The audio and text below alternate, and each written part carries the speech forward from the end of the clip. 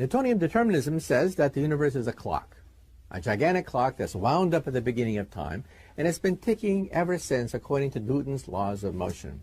So, what you're going to eat 10 years from now, on January 1st, has already been fixed. It's already known using Newton's laws of motion. Einstein believed in that. Einstein was a determinist.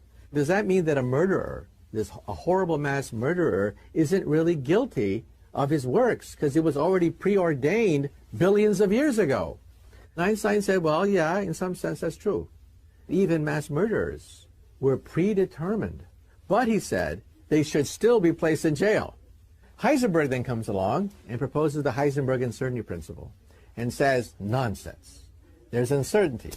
You don't know where the electron is. It could be here, here, or many places simultaneously. This, of course, Einstein hated because he said God doesn't play dice with the universe. Well, hey, get used to it. Einstein was wrong. God does play dice. Every time we look at an electron, it moves. There's uncertainty with regards to the position of the electron. So what does that mean for free will? It means in some sense we do have some kind of free will. No one can determine your future events given your past history. There's always the wild card. There's always the possibility of uncertainty in whatever we do. You see, Einstein believed in another God, the God of Spinoza, the God of Leibniz, the God of order, harmony. The universe could have been random. It could have been chaotic. It could have been messy. But the universe is actually quite elegant, quite simple, and in fact is gorgeous. You can put the laws of physics as we know them on a simple sheet of paper. Amazing. Didn't have to be that way. Therefore, you ask the question, is the existence of God provable? Well, what is science? Science is based on things that are testable, reproducible, and falsifiable. But you see, the existence of God is not testable. It's not reproducible. You cannot reproduce God at will. You cannot put an angel inside a box and demand that miracles take place. It doesn't work that way. That's why religion is based on faith, rather than things that are objectively testable, falsifiable, and reproducible. Now, that doesn't mean that God doesn't exist. I don't know. I don't know if God exists or not. All I'm saying is that science is limited by looking at what is testable, reproducible, and falsifiable. There are areas where you push the boundaries of that, like the Big Bang. You cannot reproduce the Big Bang. You cannot test the Big Bang. It's like a detective story. You can only look at the clues left over from the Big Bang. So to calculate the instant of creation is in some sense outside science, because it's not reproducible. You cannot reproduce the Big Bang. But you can then trace the history of what happened afterwards, like a murder mystery, and that's where a lot of science is done. And that's why I say that the existence of God is not within the normal boundaries of science. And do you deny that science cannot account for everything? Yes, I do deny that science So what can't it account for? Well, had you brought that up in the debate, I had a number of examples that I was going to give. I think there are a good number of things that cannot be scientifically proven, but that we're all rational to accept. Let me list 5. Logical and mathematical truths cannot be proven by science. Science presupposes logic and math, so that to try to prove them by science would be arguing in a circle.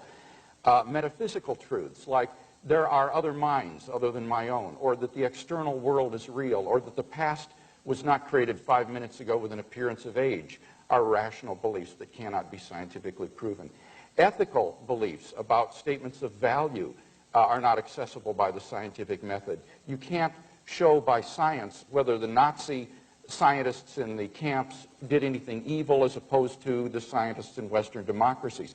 Aesthetic judgments, number 4, cannot be accessed by the scientific method because the beautiful, like the good, cannot be scientifically proven. And finally, most remarkably, would be science itself. Science cannot be justified by the scientific method. Science is permeated with unprovable assumptions. For example, in the special theory of relativity, the whole theory hinges on the assumption that the speed of light is constant in a one-way direction between any 2 points A and B. But that strictly cannot be proven. We simply have to assume that in order to hold to the theory. But you're missing the So whole... put that in your pipe and smoke it. Yeah, all right. So we are, none of these beliefs can be scientifically proven, and yet they are accepted by all of us, and we're rational in doing so.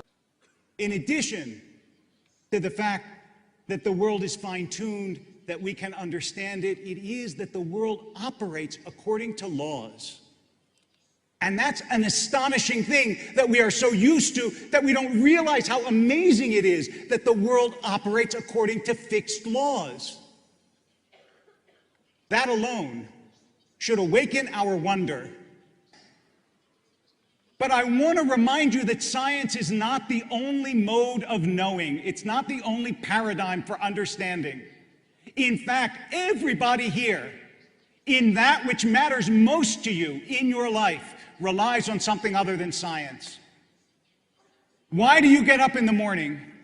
Is life worth living? Whom do you choose to love, and why do you believe love matters? Those are not scientific questions, and yet you live your life by those questions. We shouldn't think that if you can't put it in a test tube, or you can't see it in a microscope, or you can't spot it in a telescope, then it doesn't matter and it doesn't exist. We live our lives by intangibles, by poetry, by love, by dreams, by aspiration, and these things are not susceptible to repeat experiments. Morality, to say that these are dimensions of human experience which give you insight into a transcendent reality which is not physical, and that's what I'd call the spiritual dimension. Since I have argued aggressively against relativism in morality, and that the evidence of objective moral truths is evidence for God, there are some atheists who want to argue, obviously there is no God, but there can be objective morality. And so the question is, can atheists do that? Can they? Can there be objective morality without God? Here I'm going to make a distinction that's very important in this discussion, because there are two statements that kind of get confused here. One of them is the statement that I just made. Can atheists have morality or be good without God? The second statement is, can atheists be good without a belief in God? Now those two things are very different, actually, though they sound very similar.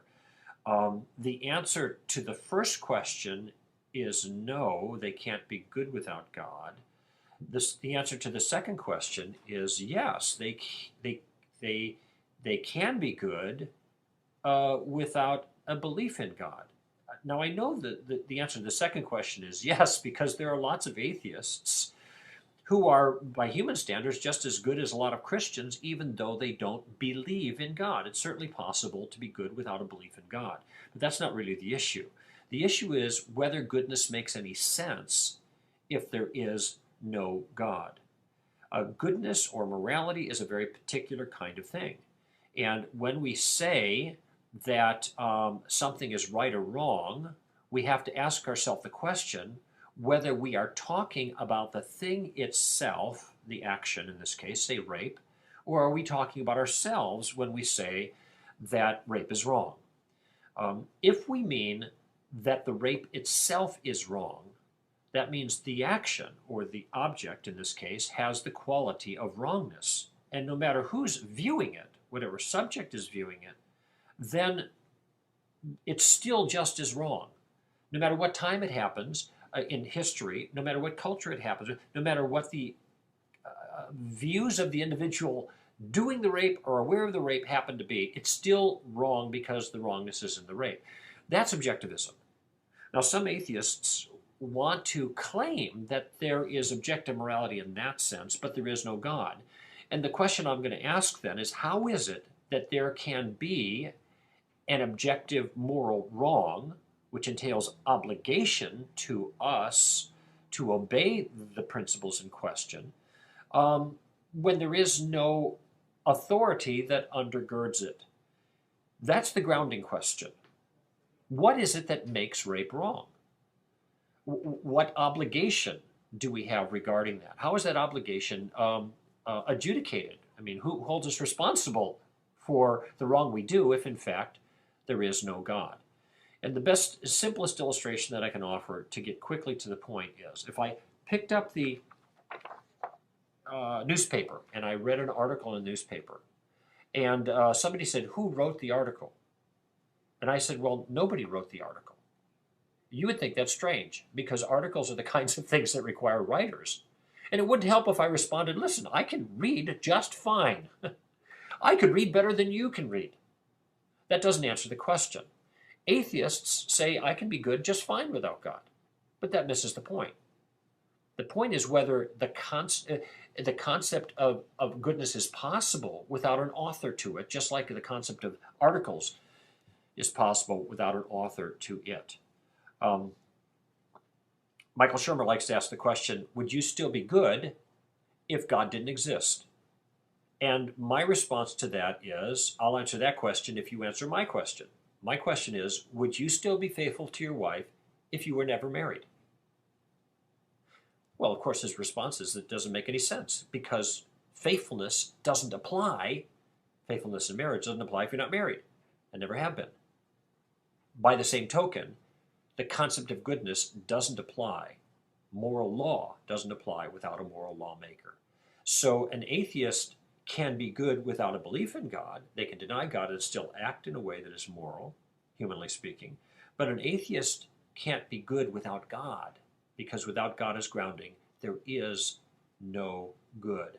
No objective right and wrong, merely subjective feelings and opinions, and that's the end of it.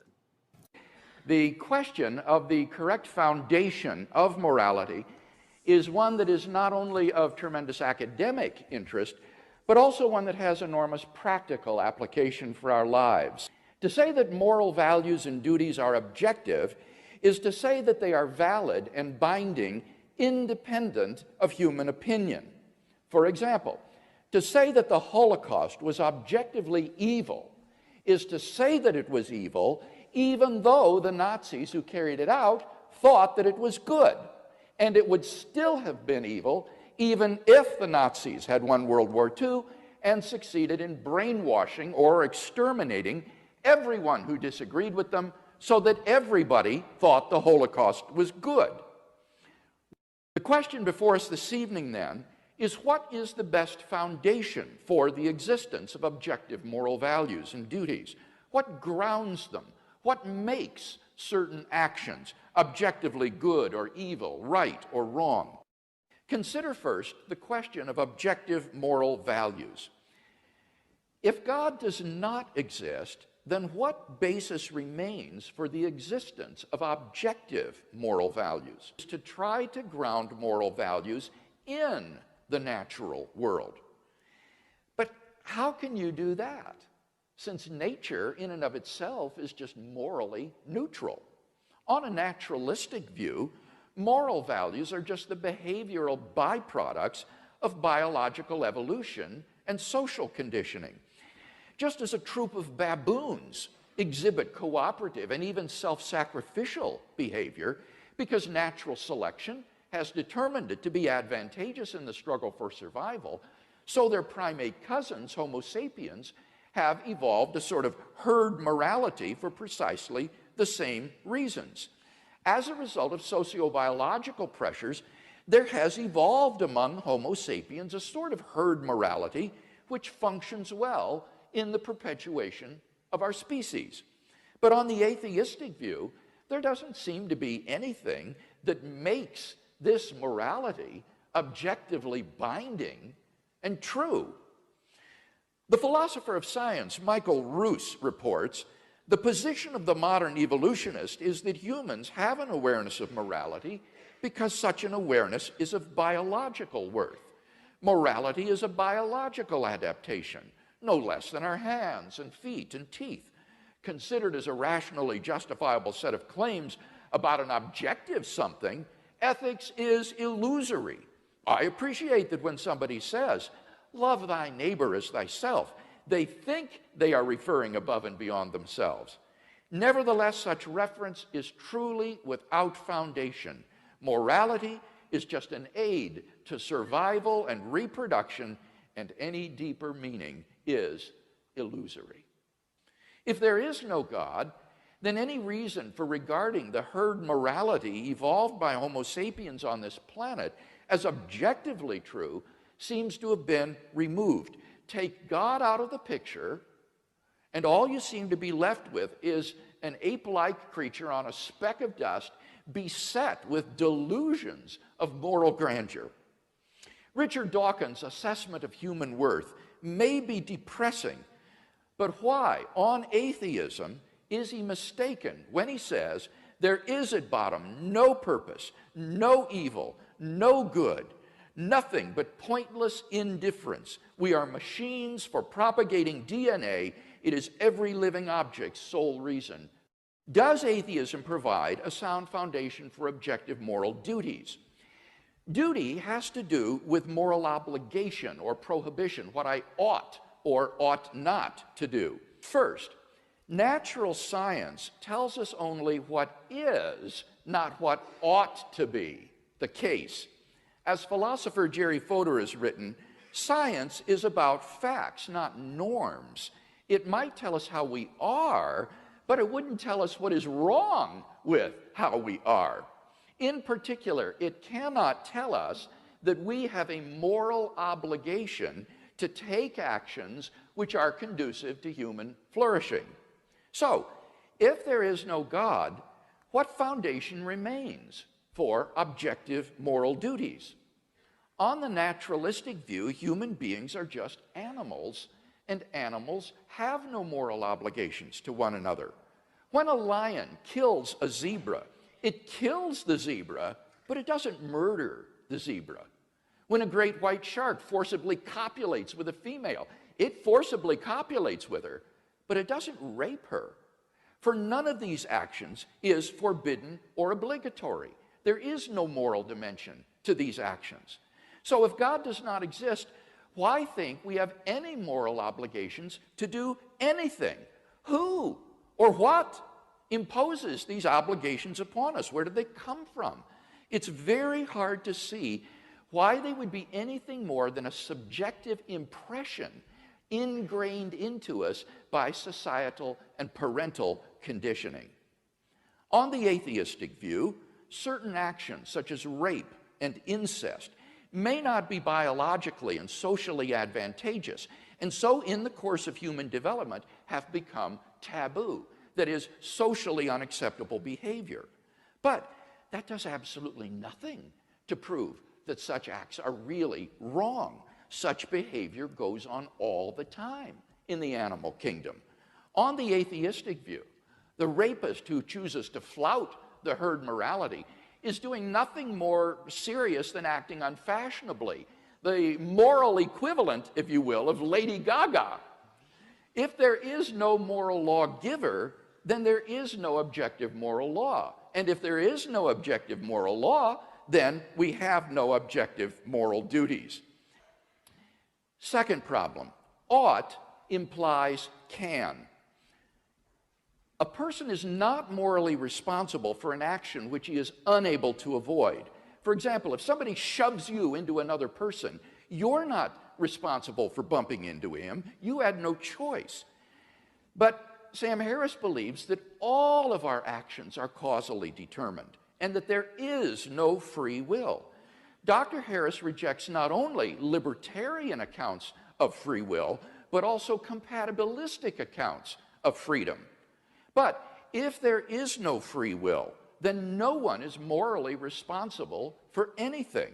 Moral responsibility, he says, and I quote, is a social construct, not an objective reality. I quote, in neuroscientific terms, no person is more or less responsible than any other for the actions they perform. His thoroughgoing determinism spells the end of any hope or possibility of objective moral duties because on his worldview, we have no control over what we do. In the absence of the ability to do otherwise, there is no moral responsibility. In the absence of freedom of the will, we are just puppets or electrochemical machines. And puppets do not have moral responsibilities. Machines are not moral obligations. So there isn't even the possibility of moral duty on his view. Thus, on Dr. Harris's view, there is no source of objective moral duties because there is no moral lawgiver, and no possibility of objective moral duty because there is no free will. Therefore, on his view, despite his protestations to the contrary, right and wrong do not really exist. On atheism, I don't see any reason to think we have any moral duties to do anything. Moral obligations or prohibitions arise in response to imperatives from a competent authority. For example, if a policeman tells you to pull over, then because of his authority, who he is, you are legally obligated to pull over. But if some random stranger tells you to pull over, you're not legally obligated to do so. Now, in the absence of God, what authority is there to issue moral commands or prohibitions? There is none on atheism. And therefore, there are no moral imperatives for us to obey. And I'm maintaining that in the absence of God, there isn't any reason, any explanation for the existence of objective moral values. Which I was defining the term, I mean valid and binding, independent of human opinion. On atheism, it's hard to see how it couldn't be anything more than a subjective fact. Moral ontology asks, what is the foundation of objective moral values and duties? Moral semantics asks, what is the meaning of moral terms? And I am not making any kind of semantical claim tonight. Rather, my concern is moral ontology. What is the ground or the foundation of moral values and duties?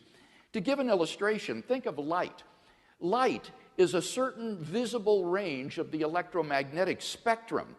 But obviously, that isn't the meaning of the word light. People knew how to use the word light long before they discovered its physical nature. And I might also add, they certainly knew the difference between light and darkness long before they understood the physics of light. Now, in exactly the same way, we can know the meaning of moral terms like good and evil, right and wrong, and know the difference between good and evil without being aware that the good is grounded in God ontologically. So that is the position I'm defending tonight, is that moral values are grounded ontologically in God. Second, our moral duties are grounded by God's commandments, which are necessary reflections of his nature. To conclude, I want to quote from a remarkable article that appeared in the Duke Law Journal by Arthur Allen Leff called Unspeakable Ethics, A Natural Law. Dr. Leff's difficulty is to find a foundation for moral values and duties, in this case for the law, that would be independent of human opinion, would be objective and would be in the world, and he can't find one. He says, any attempt to ground values in the world is open to the playground bully's retort, who says? And this is how his article concludes. All I can say is this, it looks as if we are all we have. Only if ethics were something unspeakable by us, that is something transcendent, could law be unnatural and therefore unchallengeable. As things now stand, everything is up for grabs. Nevertheless, napalming babies is bad. Starving the poor is wicked. Buying and selling each other is depraved. There is in the world such a thing as evil. Who says? Means that we trace conscience to a biological instinct. W.H. Auden writes, we must love one another or die. We unconsciously know this, just as animals unconsciously know that unless they behave in certain ways, the species will not survive. That's why animal mothers sacrifice for their children. And that's a sufficient explanation for human altruism, too. It's simply the herd instinct. Well, the problem with that explanation is that it does not account for the absoluteness of conscience's authority. We believe we ought to disobey an instinct, any instinct, on some occasions, but we do not believe that we ought ever to disobey our conscience. You should usually obey instincts like mother love, but not if it means keeping your son back from risking his life to save his country in a just and necessary defensive war. or if it means injustice and lack of charity to other mothers' sons. There is no instinct that should always be obeyed. The instincts, C.S. Lewis says, are like the keys on a piano, and the moral law is like sheet music. Different notes are right at different times. In other words, the relativity of instincts presupposes the absoluteness of the music. Honest introspection, I think, will reveal to anyone that conscience is not simply an instinct. When the alarm wakes you up early and you realize that you promised to help your friend this morning, your instincts pull you back to bed. But something quite different from your instincts tells you to get up. Even when you feel two instincts pulling you, for instance, you're both hungry and tired, the conflict between these two instincts is quite different and can be felt to be quite different from the conflict between conscience and either or both of those instincts. Conscience tells you that you ought to do or not do something, while instincts simply drive you to do or not do something. Conscience is a pull, instincts are pushes. Instincts make something attractive or repulsive to your appetites, but conscience makes something obligatory to your choice, no matter how your appetites feel about it. I think most people will admit this piece of obvious introspective data if they are honest. If they try to wiggle out of the argument at this point, we must leave them alone with the question. And I think if they're honest, they'll confront the data when they're alone. We have good grounds for accepting our moral experience. When I talk to folks, 99% of people will say to me, yes, I think there is an objective difference between torturing a child for fun and loving that child and caring for it, that these are not morally indifferent acts. And I simply say, why distrust that moral intuition?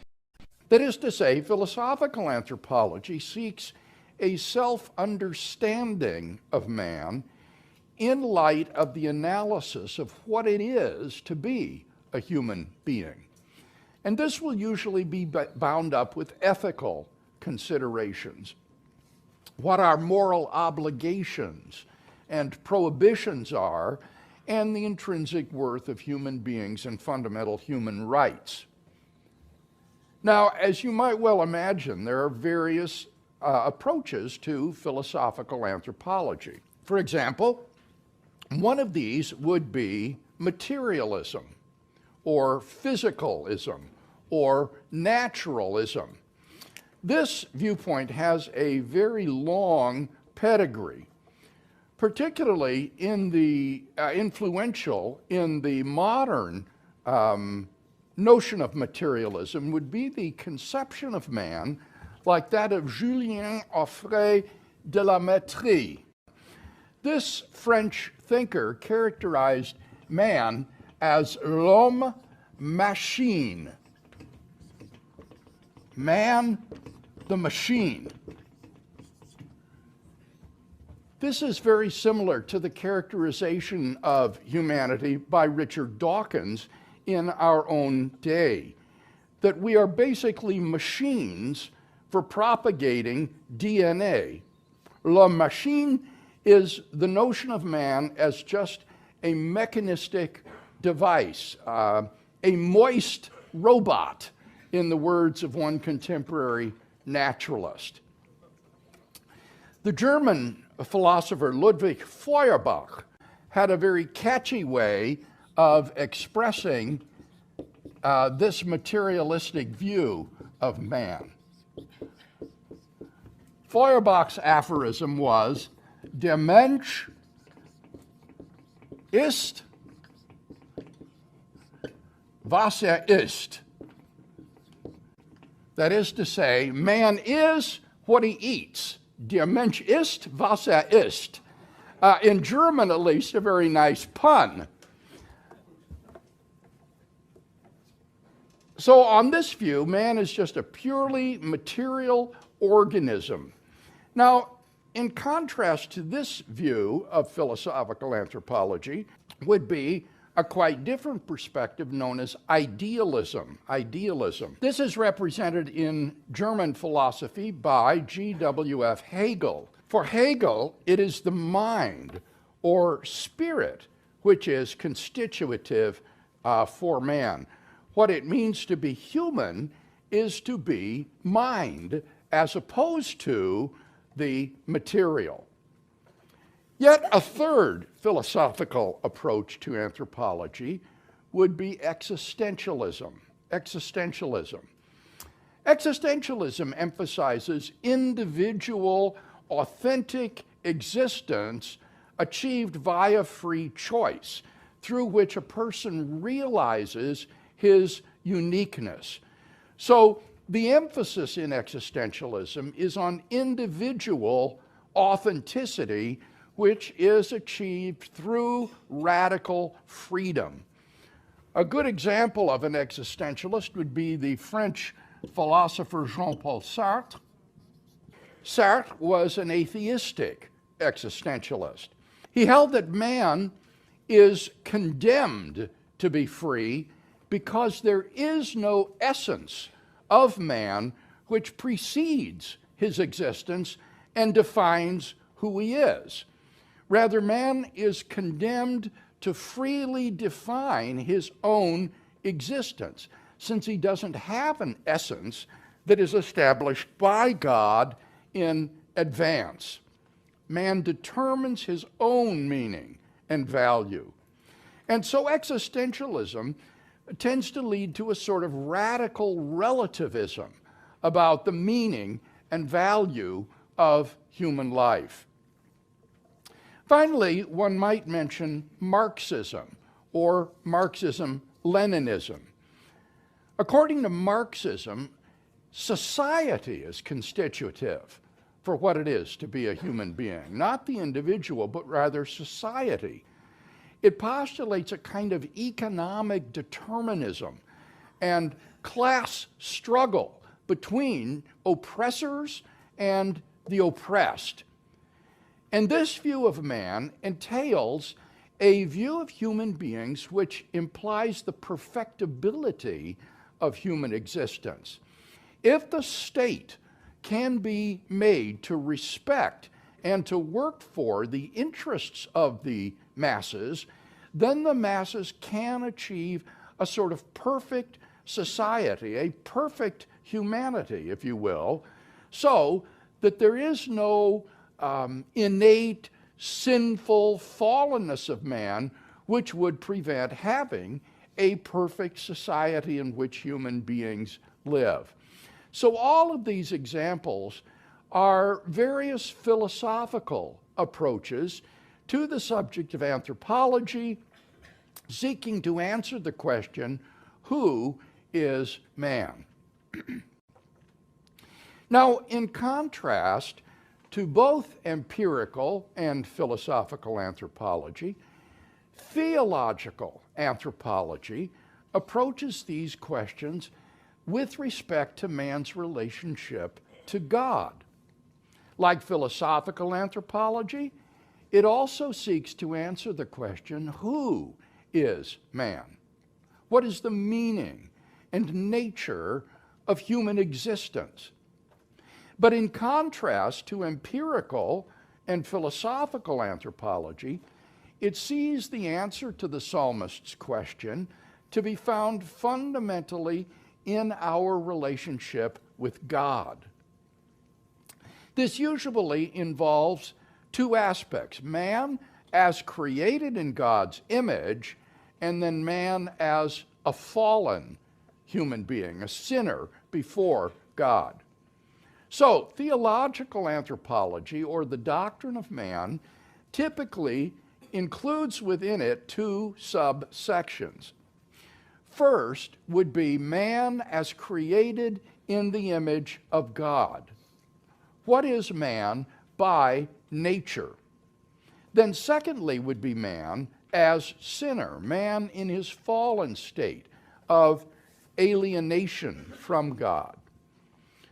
A third state, namely man justified in Christ and restored to his relationship with God, will typically come in the doctrine of salvation, or soteriology. Now this law, or rule, about right and wrong, used to be called the law of nature.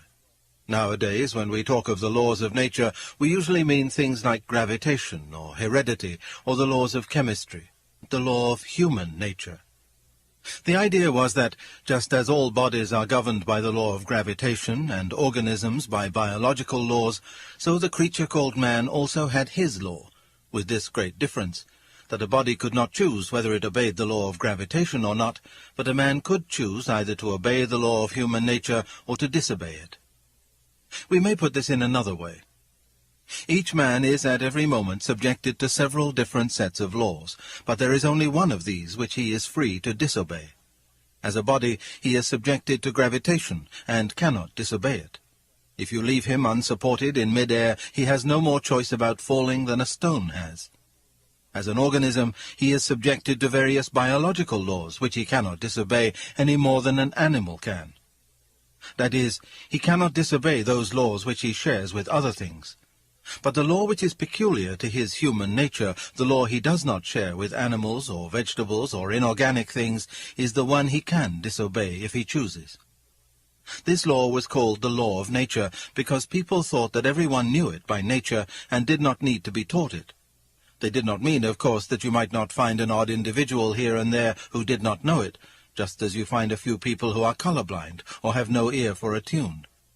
But taking the race as a whole, they thought that the human idea of decent behavior was obvious to everyone. And I believe they were right. If they were not, then all the things we said about the war were nonsense. What was the sense in saying the enemy were in the wrong, unless right is a real thing, which the Nazis at bottom knew as well as we did and ought to have practiced? If they had had no notion of what we mean by right, then, though we might still have had to fight them, we could no more have blamed them for that than for the color of their hair. Think of a country where people were admired for running away in battle, or where a man felt proud of double-crossing all the people who had been kindest to him. You might just as well try to imagine a country where 2 and 2 made 5. But they have always agreed that you ought not to put yourself first. Selfishness has never been admired. A nation may say treaties do not matter, but then, next minute, they spoil their case by saying that the particular treaty they want to break was an unfair one. But if treaties do not matter, and if there is no such thing as right and wrong, in other words, if there is no law of nature, what is the difference between a fair treaty and an unfair one? Have they not let the cat out of the bag and shown that, whatever they say, they really know the law of nature just like anyone else? It seems, then, we are forced to believe in a real right and wrong. People may sometimes be mistaken about them, just as people sometimes get their sums wrong. But they are not a matter of mere taste and opinion any more than the multiplication table. Other people wrote to me saying, "Isn't what you call the moral law just a social convention, something that is put into us by education?" I think there is a misunderstanding here. The people who ask that question are usually taking it for granted that if we have learned a thing from parents and teachers, then that thing must be merely a human invention. But of course that is not so. We all learned the multiplication table at school. A child who grew up alone on a desert island would not know it. But surely it does not follow that the multiplication table is simply a human convention, something human beings have made up for themselves and might have made different if they had liked. I fully agree that we learn the rule of decent behavior from parents and teachers and friends and books, as we learn everything else. But some of the things we learn are mere conventions, which might have been different. We learn to keep to the left of the road, but it might just as well have been the rule to keep to the right. And others of them, like mathematics, are real truths. The question is to which class the law of human nature belongs. There are 2 reasons for saying it belongs to the same class as mathematics. The first is, as I said in the first chapter, that though there are differences between the moral ideas of one time or country and those of another, the differences are not really very great, not nearly so great as most people imagine, and you can recognize the same law running through them all, whereas mere conventions, like the rule of the road or the kind of clothes people wear, may differ to any extent. The other reason is this. When you think about these differences between the morality of one people and another, do you think that the morality of one people is ever better or worse than that of another? Have any of the changes been improvements? If not, then of course there could never be any moral progress. Progress means not just changing, but changing for the better. If no set of moral ideas were truer or better than any other, there would be no sense in preferring civilized morality to savage morality, or Christian morality to Nazi morality. In fact, of course, we all do believe that some moralities are better than others. We do believe that some of the people who tried to change the moral ideas of their own age were what we would call reformers or pioneers, people who understood morality better than their neighbors did. Very well then. The moment you say that one set of moral ideas can be better than another, you are in fact measuring them both by a standard, saying that one of them conforms to that standard more nearly than the other. But the standard that measures two things is something different from either. You are in fact comparing them both with some real morality, admitting that there is such a thing as a real right, independent of what people think, and that some people's ideas get nearer to that real right than others. Or put it this way. If your moral ideas can be truer and those of the Nazis less true, there must be something, some real morality, for them to be true about. The reason why your idea of New York can be truer or less true than mine is that New York is a real place, existing quite apart from what either of us thinks. If, when each of us said New York, each meant merely the town I am imagining in my own head, how could one of us have truer ideas than the other? There would be no question of truth or falsehood at all.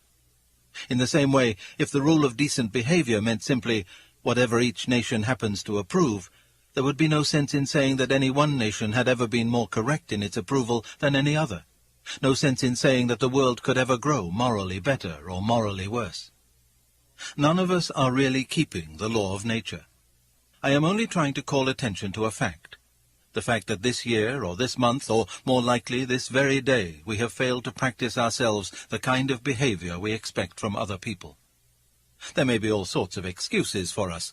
The time you were so unfair to the children was when you were very tired. That slightly shady business about the money, the one you have almost forgotten, came when you were very hard up. And what you promised to do for old so-and-so and have never done, well, you never would have promised if you had known how frightfully busy you were going to be. And as for your behavior to your wife, or husband, or sister, or brother, if I knew how irritating they could be, I would not wonder at it. And who the dickens am I anyway? I am just the same. That is to say, I do not succeed in keeping the law of nature very well, and the moment anyone tells me I am not keeping it, there starts up in my mind a string of excuses as long as your arm. The question at the moment is not whether they are good excuses. The point is that they are one more proof of how deeply, whether we like it or not, we believe in the law of nature. If we do not believe in decent behavior, why should we be so anxious to make excuses for not having behaved decently? The truth is, we believe in decency so much, we feel the rule of law pressing on us so that we cannot bear to face the fact that we are breaking it, and consequently we try to shift the responsibility. For you notice that it is only for our bad behavior that we find all these explanations. It is only our bad temper that we put down to being tired or worried or hungry. We put our good temper down to ourselves. These, then, are the 2 points I wanted to make. First, that human beings all over the earth have this curious idea that they ought to behave in a certain way, and cannot really get rid of it. Secondly, that they do not in fact behave in that way. They know the law of nature, they break it. These 2 facts are the foundation of all clear thinking about ourselves and the universe we live in. There were 2 odd things about the human race. First, that they were haunted by the idea of a sort of behavior they ought to practice, what you might call fair play, or decency, or morality, or the law of nature. Second, that they did not in fact do so. When you say that falling stones always obey the law of gravitation, is not this much the same as saying that the law only means what stones always do? You do not really think that when a stone is let go, it suddenly remembers that it is under orders to fall to the ground. You only mean that, in fact, it does fall. In other words, you cannot be sure that there is anything over and above the facts themselves, any law about what ought to happen, as distinct from what does happen. The laws of nature, as applied to stones or trees, may only mean what nature in fact does. But if you turn to the law of human nature, the law of decent behavior, it is a different matter. That law certainly does not mean what human beings in fact do, for as I said before, many of them do not obey this law at all, and none of them obey it completely. The law of gravity tells you what stones do if you drop them, but the law of human nature tells you what human beings ought to do and do not. In other words, when you are dealing with humans, something else comes in above and beyond the actual facts. You have the facts, how men do behave, and you also have something else, how they ought to behave. Now this is really so peculiar that one is tempted to try to explain it away. For instance, we might try to make out that when you say a man ought not to act as he does, you only mean the same as when you say that a stone is the wrong shape, namely that what he is doing happens to be inconvenient to you. But that is simply untrue. A man occupying the corner seat in the train because he got there first, and a man who slipped into it while my back was turned and removed my bag are both equally inconvenient. But I blame the second man and do not blame the first. I am not angry, except perhaps for a moment before I come to my senses, with a man who trips me up by accident. I am angry with a man who tries to trip me up, even if he does not succeed. Yet the first has hurt me and the second has not. Sometimes the behavior which I call bad is not inconvenient to me at all, but the very opposite. And as for decent behavior in ourselves, I suppose it is pretty obvious that it does not mean the behavior that pays. It means things like being content with 30 shillings when you might have got £3, doing schoolwork honestly when it would have been easy to cheat, leaving a girl alone when you would like to make love to her, staying in dangerous places when you could go somewhere safer, keeping promises you would rather not keep, and telling the truth even when it makes you look a fool. Some people say that though decent conduct does not mean what pays each particular person at a particular moment, still it means what pays the human race as a whole, and that, consequently, there is no mystery about it. Human beings, after all, have some sense. They see that you cannot have real safety or happiness except in a society where everyone plays fair, and it is because they see this that they try to behave decently. Now, of course, it is perfectly true that safety and happiness can only come from individuals, classes, and nations being honest and fair and kind to each other. It is one of the most important truths in the world. But as an explanation of why we feel as we do about right and wrong, it just misses the point. If we ask, why ought I to be unselfish, and you reply, because it is good for society, we may then ask, why should I care what's good for society, except when it happens to pay me personally? And then you will have to say, because you ought to be unselfish, which simply brings us back to where we started. You are saying what is true, but you are not getting any further. If a man asked what was the point of playing football, it would not be much good saying, in order to score goals, for trying to score goals is the game itself, not the reason for the game. And you would really only be saying that football was football, which is true, but not worth saying. In the same way, if a man asks what is the point of behaving decently, it is no good replying, in order to benefit society, for trying to benefit society, in other words, being unselfish, for society after all only means other people, is one of the things decent behavior consists in. All you are really saying is that decent behavior is decent behavior. You would have said just as much if you had stopped at the statement, men ought to be unselfish. And that is where I do stop. Men ought to be unselfish, ought to be fair. Not that men are unselfish, nor that they like being unselfish, but that they ought to be. The moral law, or law of human nature, is not simply a fact about human behavior in the same way as the law of gravitation is, or may be, simply a fact about how heavy objects behave. On the other hand, it is not a mere fancy, for we cannot get rid of the idea, and most of the things we say and think about men would be reduced to nonsense if we did. And it is not simply a statement about how we should like men to behave for our own convenience, for the behavior we call bad or unfair is not exactly the same as behavior we find inconvenient, and may even be the opposite. Consequently, this rule of right and wrong, or law of human nature, or whatever you call it, must somehow or other be a real thing. A thing that is really there, not made up by ourselves. And yet it is not a fact in the ordinary sense, in the same way as our actual behavior is a fact. It begins to look as if we shall have to admit that there is more than one kind of reality, that in this particular case there is something above and beyond the ordinary facts of men's behavior, and yet quite definitely real, a real law, which none of us made, but which we find pressing on us. Let us sum up what we have reached so far. In the case of stones and trees and things of that sort, what we call the laws of nature may not be anything except a way of speaking. When you say that nature is governed by certain laws, this may only mean that nature does, in fact, behave in a certain way. The so-called laws may not be anything real, anything above and beyond the actual facts which we observe. But in the case of man, we saw that this will not do. The law of human nature, or of right and wrong, must be something above and beyond the actual facts of human behavior. In this case, besides the actual facts, you have something else, a real law which we did not invent and which we know we ought to obey. I now want to consider what this tells us about the universe we live in. Ever since men were able to think, they have been wondering what this universe really is and how it came to be there. Here is the religious view. According to it, what is behind the universe is more like a mind than it is like anything else we know. That is to say, it is conscious and has purposes and prefers one thing to another. And on this view it made the universe, partly for purposes we do not know, but partly, at any rate, in order to produce creatures like itself. I mean, like itself to the extent of having minds.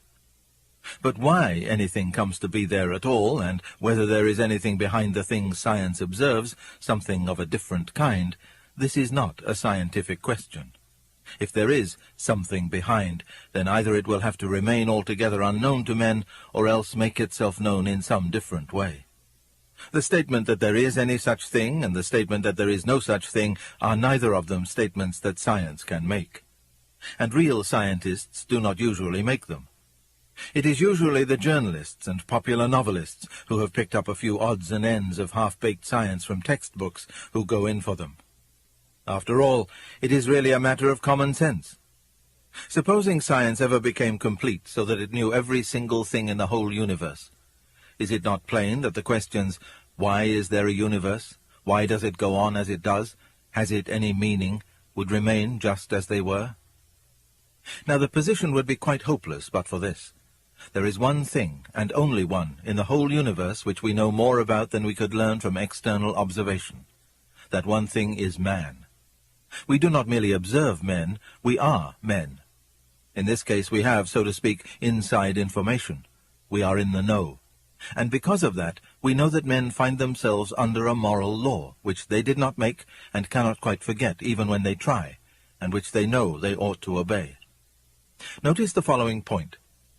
Anyone studying man from the outside, as we study electricity or cabbages, not knowing our language and consequently not able to get any inside knowledge from us, but merely observing what we did, would never get the slightest evidence that we had this moral law. How could he?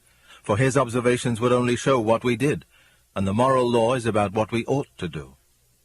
In the same way, if there were anything above or behind the observed facts in the case of stones or the weather, we, by studying them from outside, could never hope to discover it.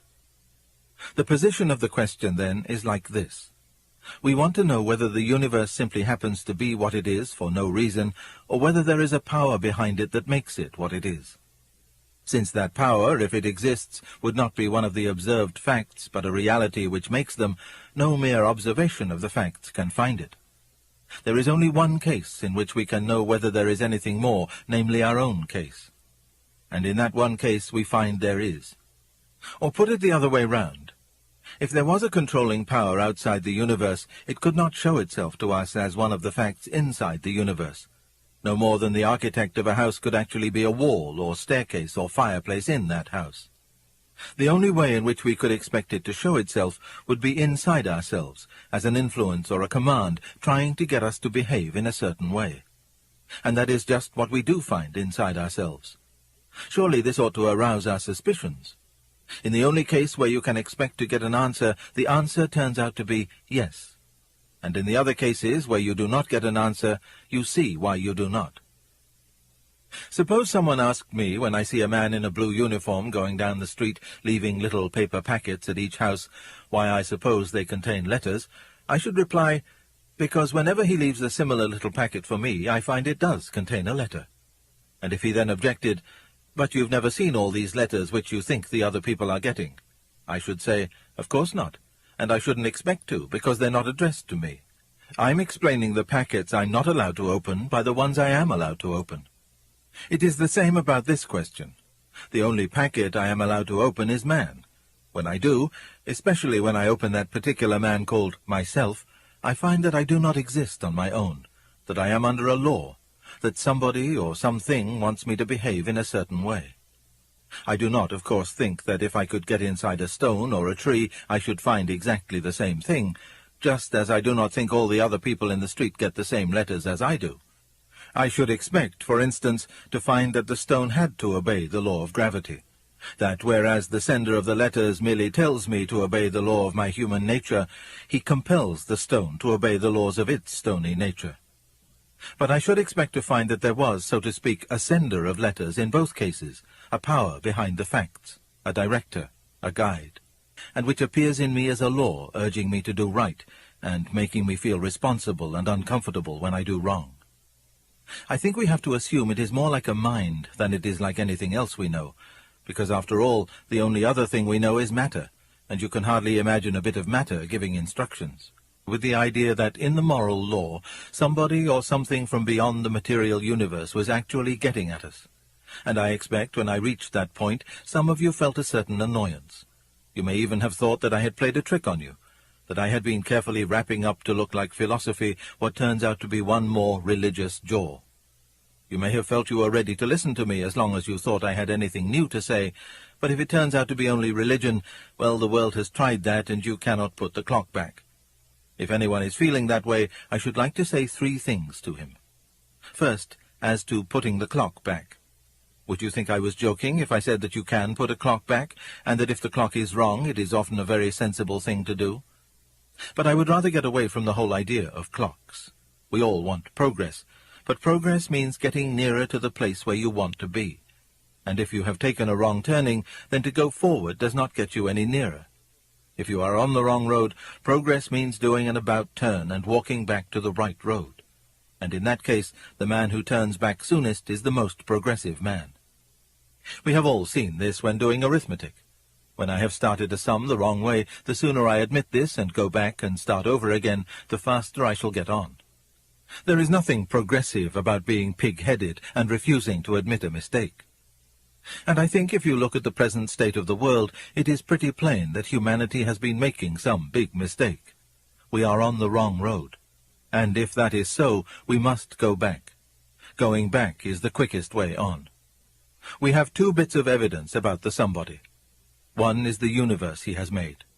If we used that as our only clue, then I think we should have to conclude that he was a great artist, for the universe is a very beautiful place. But also that he is quite merciless and no friend to man, for the universe is a very dangerous and terrifying place. The other bit of evidence is that moral law which he has put into our minds. And this is a better bit of evidence than the other, because it is inside information. You find out more about God from the moral law than from the universe in general, just as you find out more about a man by listening to his conversation than by looking at a house he has built. Now, from this second bit of evidence, we conclude that the being behind the universe is intensely interested in right conduct, in fair play, unselfishness, courage, good faith, honesty, and truthfulness. In that sense, we should agree with the account given by Christianity that God is good. This is possibly the most daunting question that challenges any theistic framework, but also any naturalistic framework, because both worldviews have to explain, in the former case, how the doctrine that they hold to in terms of the existence of an all-powerful and an all-loving God can allow the kind of evil and suffering that we experience in the world. But from the counter perspective, those who deny the existence of God on the basis of such suffering then have to find a way to explain moral reasoning. Both of them have tried it. I'm not sure that I have found the answer from the counter perspective very convincing. People like Daniel Dennett and Hitchens and Dawkins and Sam Harris. Sam Harris particularly has written most recently on the subject, and Daniel Dennett goes to great lengths in his interviews to point out what he will call the evidential problem with the existence of God, namely the problem of evil, the problem of pain, and the problem of suffering. That we're fully aware of how tough these questions are. Anyone who minimizes it obviously doesn't understand the question. And sometimes I get the feeling when those who attack theism or the Christian faith in particular seem to think that we're sort of foolish in ignoring this problem. We actually don't ignore it. Daniel Dennett, referring to Alvin Plantinga and his debate with the great philosopher Plantinga, said, well, his argument was very logical, but his belief is preposterous. Now, that's interesting, isn't it? So making a value judgment after actually denying that values actually exist. Quite pronounced, quite dramatic. But both sides feel the struggle, and every worldview wrestles with this. And any time you see the problem raised, you begin to see how easy it is to give a long list of tragedies and atrocities as if we're in need of justifying that evil and suffering really exist. What I want to do is try to illustrate for you this evening that not only do we feel it, not only do we wrestle with it, not only do we argue our way through it and debate it in our own minds, but I've come to the conclusion that the problem of evil is better stated as a mystery rather than a problem. Why do I say that? I believe a problem is very easy to describe. I think it was Gabriel Marcel who said that a mystery is a problem that encroaches upon itself because the questioner becomes the object of the question. So in a mystery, when it encroaches upon itself and you are part of the very question being raised, that becomes harder to answer, but a problem is easier to deal with. As someone said, getting to Mars is a problem, falling in love is a mystery. So let me repeat what Marcel says. A mystery is a problem that encroaches upon itself because the questioner becomes the object of the question. You and I are not outside of this question. We are in the question itself. I remember a medical doctor in the Middle East once describing to me how shocked he was to go through the experience of a heart attack, and he is a pain management specialist. He said, Ravi, I realized when I was in the throes of that heart attack how difficult it was to describe it. He said, when a person says, my arm is hurting, my leg is hurting, my head is hurting, it is as if whatever you are describing is experiencing pain is an appendage and something attached to the essential you. He said, when I was going through the heart attack, the only way to describe it was that I was in the pain. I was in the pain. The very organ that was intended to generate life instead was generating pain for me. And the problem of evil, I believe, is pretty much the same. Now, I was raised in India. My ancestors were Orthodox Hindu priests from the deep south. And I find it very fascinating that India, which is so intensely religious, is also a country that has lived with a lot of suffering and a lot of deprivation. The songs that they sing, the music that's so often present in their movies will oftentimes talk of the pain and suffering. And yet, with that pain and suffering is that intense sense of religiosity. And yet, if you move through Europe and the West and come into the United States and so on, with all of the prosperity and all of the comforts, we are gradually becoming more atheistic all the time. Fascinating difference where cultures in the midst of pain have sought answers for the spirit. Those in the midst of greater comforts are walking away from belief in God. The complexity of the problem. You've got the metaphysical aspect of it. What is the source of it, which is what we wrestle with most here. Then there's the physical aspect of it, natural disasters. There's the moral aspect of it. How can an all-powerful and an all-loving God allow this? So metaphysically, physically, and morally, we struggle to find answers. But here it is. As we look at this, I want you to understand right from the beginning what has to be a framework from which we answer this question. However you answer it, there has to be a framework. And the framework is this. This is just one question that tries to define what ultimate reality is all about. But the question hinges on too many others.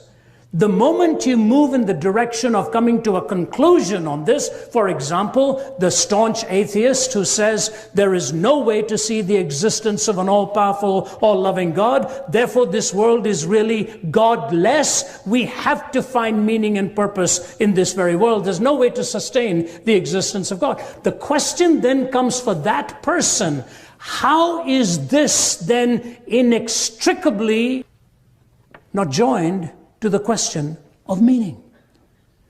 It ties in to the question of purpose and meaning. I'll tell you why. In saying that we experience suffering and evil, we are looking for a purpose to explain it. But then we conclude sometimes, the skeptic does, that there is no purpose to life itself. It actually creates a bigger conundrum when there is no ultimate purpose, why we need to find tiny little purposes after all, other than the justification of being purely pragmatic. C.S. Lewis put it in these words: when a ship goes on to the high seas, it has to answer 3 questions. Number 1, how to keep that ship from sinking. He said that's personal ethics. Number 2, how to keep from bumping into other ships. That is social ethics. He said, but the most important question is, why is the ship out there in the first place? That is essential ethics. Do you realize that for the skeptic, the most important question is unanswered? They can come up with sort of social ethics, sort of a construct we can create, or personal ethics, why it is not good for me to cheat you or lie to you if the species is to survive. But they have still not been able to give us what the purpose of life is all about. We're just here. Time plus matter plus chance.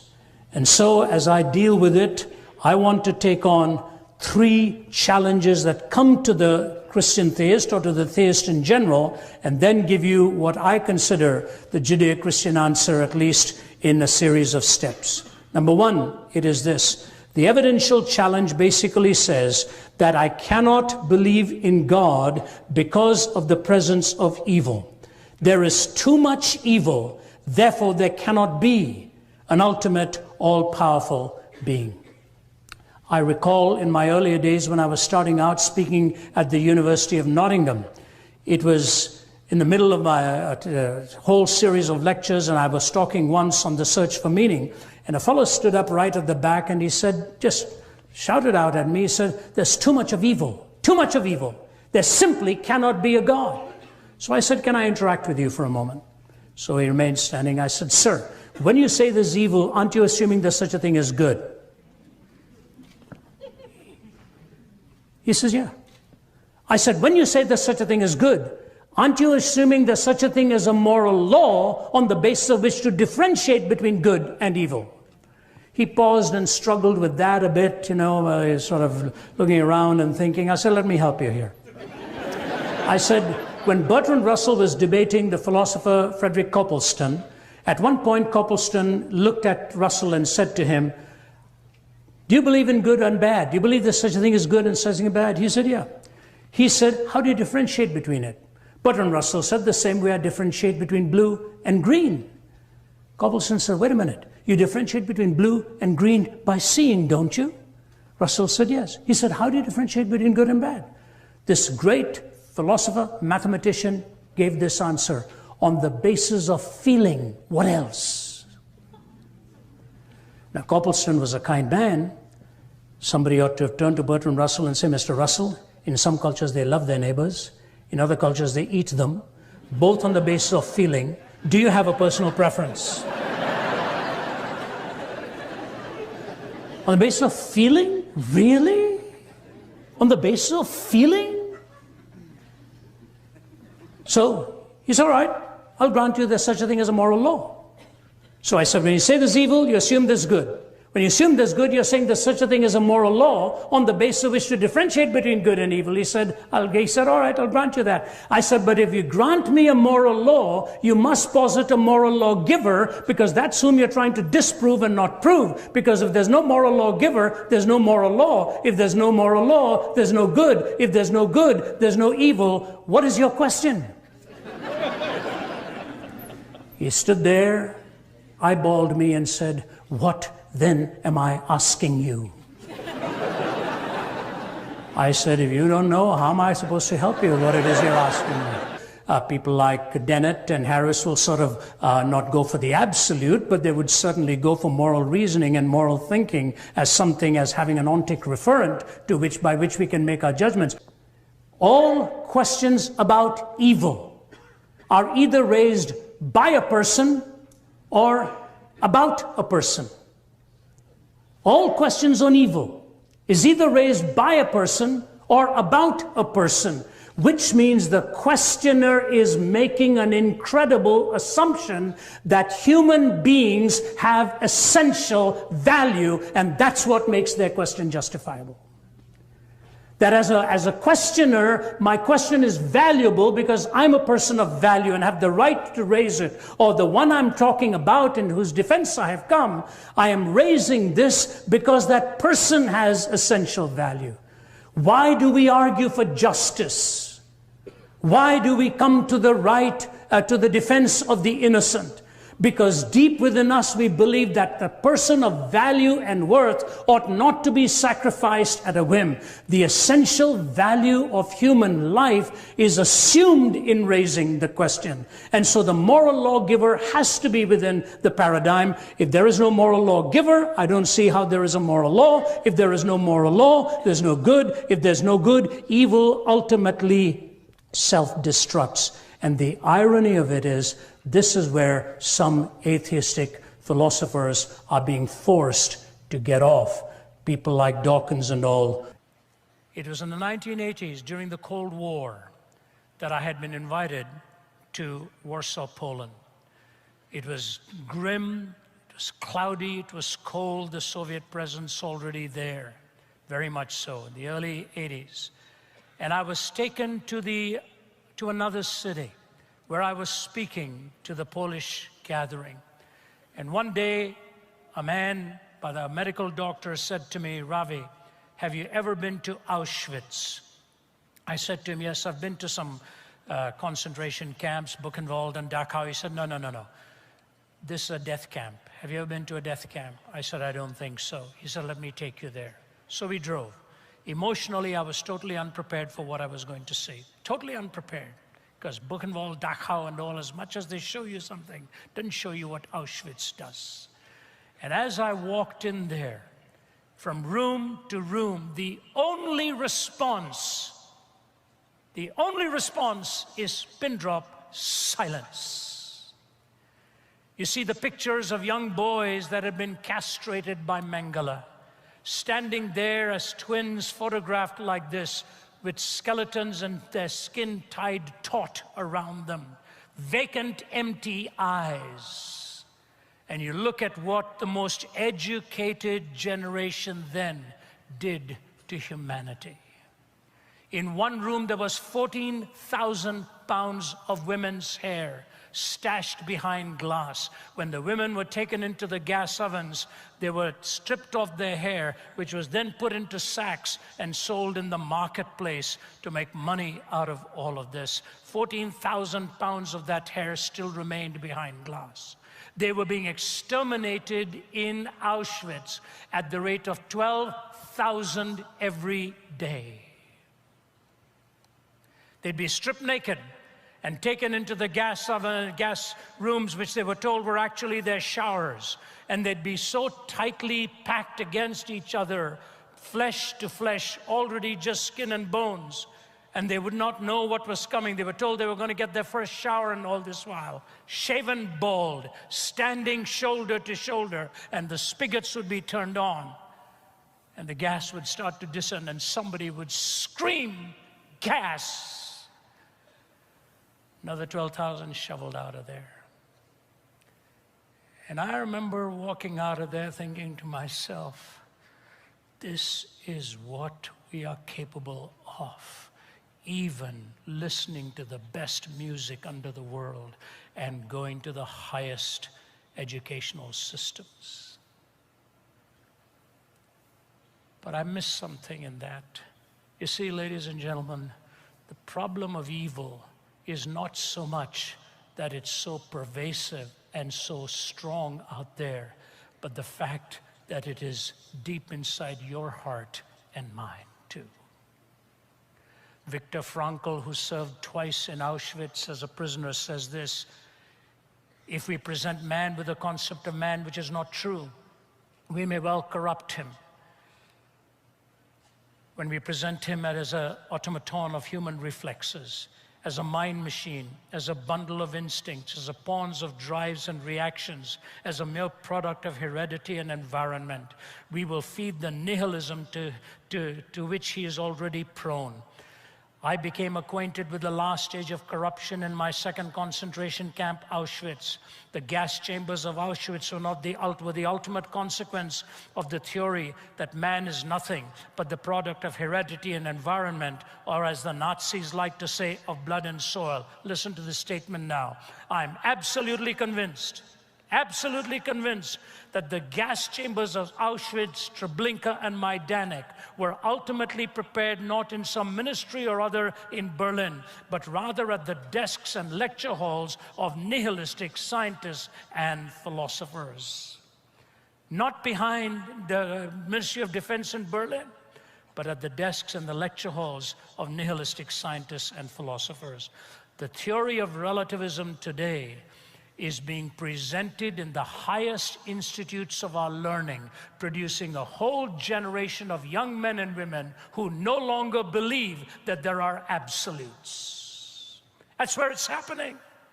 The early stages of corruption may be behind lecterns. The end stages is the devaluation, the dehumanization, the denigration, and ultimately the desensitization of your conscience and mind.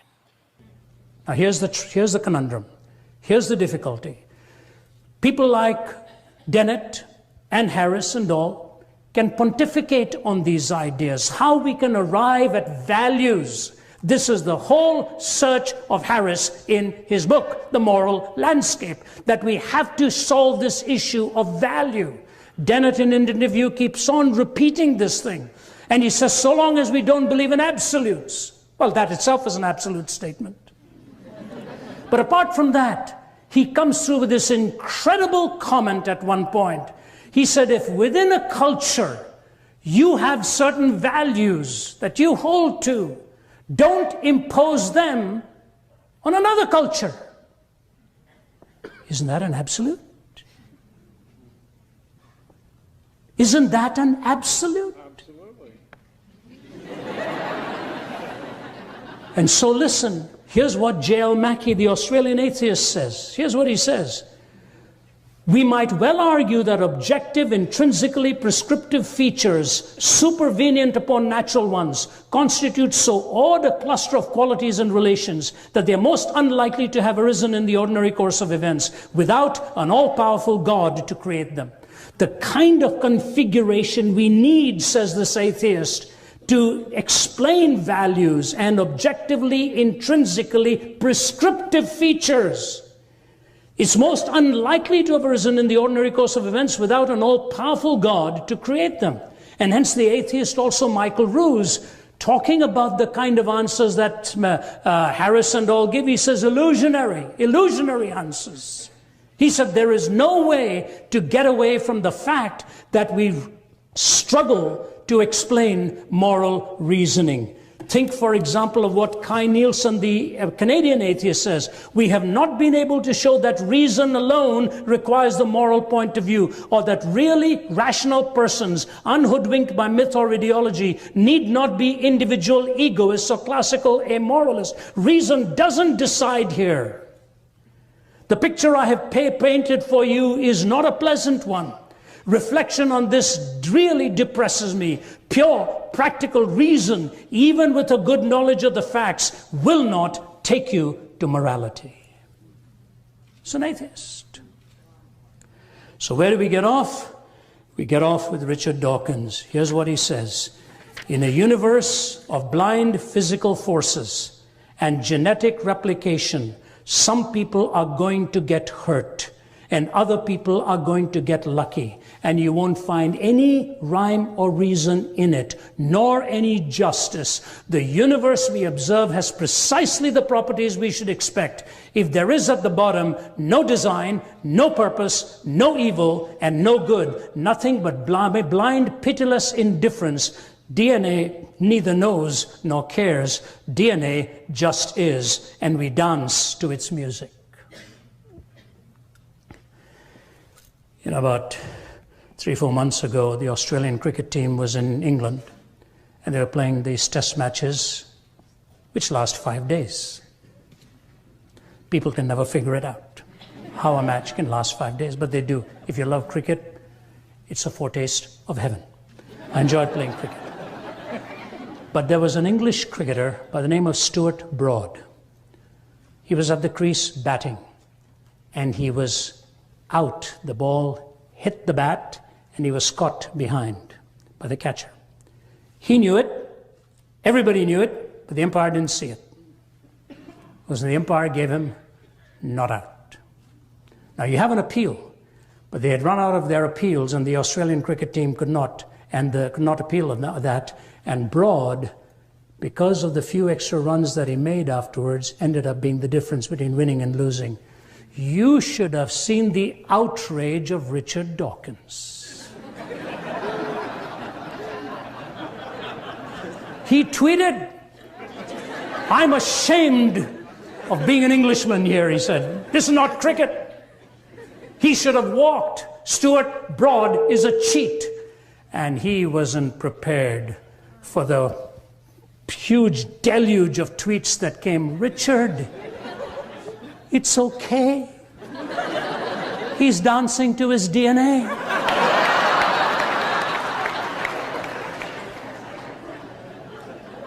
Fascinating. You can dance to your DNA, but not when the other person is dancing to his, and you are the victim. An infinite skeptic. I asked a student at Oxford University after I gave a talk there some years ago, and he said, "I don't believe in absolutes." And he was surrounded by a lot of students with him, and I said, "Can I ask you a question? If I take a 1-year-old baby on this platform and take a sharp butcher knife and I carved up that baby and chopped that baby up into pieces for my pure pleasure, do you think I would have done anything morally wrong?" He paused, drew some design with his toe on the carpet, and then he looks at me and said, "Mrs. Zacharias, I wouldn't like what you did, but I couldn't honestly say that what you did was morally wrong." And the same sound by the students standing there. Can you live existentially with that philosophy that there is no such thing as moral evil? In all of our efforts to find some kind of naturalistic explanation for why we must be good, noble, kind, and I'm all for it. And let me put a caveat in here. I'm not for a moment saying that an atheist or a non-theist or an agnostic cannot be a good person. No, no, no. That's not what I'm saying. I've met many good, decent people who don't believe in God. So I'm not accusing the person themselves of not possessing that virtue. I am just saying, how does one bring about a rationally compelling way to defend it? And when people of a different culture arrive at a totally different conclusion culturally and geopolitically, what is the basis of telling them they have no right to come to their conclusion? You see, when Jesus was asked about the laws that were supreme, Moses had given 613 laws. David reduced them to 15. Isaiah brought them down to 11. And then we see going on down that they're brought down further to 6. And then Micah comes up with 3, to do justice, to love mercy, and to walk humbly before your God. When Jesus was asked, what is the greatest commandment? I find it fascinating he didn't answer with one. He could have done it. He said, you shall love the Lord your God with all your heart and all your mind and all your soul and all your strength, and your neighbor as yourself. He said, on these two laws hang all of the prophets and all of the other laws. You see, because of the first, the second follows. Without the first, the second is with its feet firmly planted in midair. That I am obligated to love my neighbor even with their disagreements of my worldview. I have no right to violate the sacredness of your life, your marriage, your property, and that which you treasure. Neither have you the right to violate the sacredness of my life and my home, my marriage, and my property. I think Jesus is spot on here. To love the Lord your God with all your heart and all your soul and all your mind and all your strength, and to love your neighbor as yourself. On these two hang all of the laws and the prophets. Jesus describes your heart and mine perfectly when he says the heart is sinful and desperately wicked above all things. Do you know when the philosopher Nietzsche in 1900, before he died at the age of 54, said God is dead in the 19th century, and then he went on to say a universal madness will break out in the 20th century, and the 20th century will become the bloodiest century in history. He made the pronouncement, both of which took place. He took the first step, and the last 13 years of his life he spent insane. And in the 20th century, we killed more people on the battlefield than the previous 19 put together, and the weapons of warfare are piling up. The God presented in the Bible is called a hidden God. He's not like the noonday sun. You can't avoid the noonday sun. You don't have to search for the noonday sun in order to find it. But God wanted us to search for him, so he hid. Pascal says, God gives you just enough light so that if you want to find him, you can, and if you don't want to find him, you won't. So finding him doesn't depend on your IQ. It depends on your will. In other words, he respects your freedom. He's like Romeo. When he proposes to Juliet, he doesn't bring along a battery of logicians to convince her that she's a fool if she doesn't follow the syllogisms. So God allows evidence against him, and he gives you evidence for him. As one ancient skeptic said, if there is no God, why is there so much good? And if there is a God, why is there so much evil? Well, I don't know how the atheist would explain all the good, but he has to. It's especially difficult for a Christian. Not just for a theist who believes in some sort of a God, but for a Christian. So much love, yet so much pain. The God of Christianity is a God who loves us so much that he sacrifices his very life for us. If God were just a deistic snob up there in the heavens, you might say, well, why would he care for us? We're just fleas. But this God does everything he possibly can for us. What more could he do? And yet, apparently, he fails. Look at all the evil in the world. There's only three ways to answer any logical argument. This is the very structure of logic. Because an argument is an attempt to lead somebody from a premise to a conclusion, that is, from something they already believe to something they don't yet believe, by the power of logic, by showing that if the premise is true, then logically the conclusion must follow. Because that's the strategy of argument. And because an argument has propositions in it, and a proposition has terms in it, there's three weak points that are possible for an argument: the terms, the propositions, and the logic. First of all, the term evil has two meanings. I don't think the argument uses this term ambiguously. It's simply that there are two kinds of evil, and therefore two kinds of argument, and both kinds of evil count against God. There's physical evil and spiritual evil.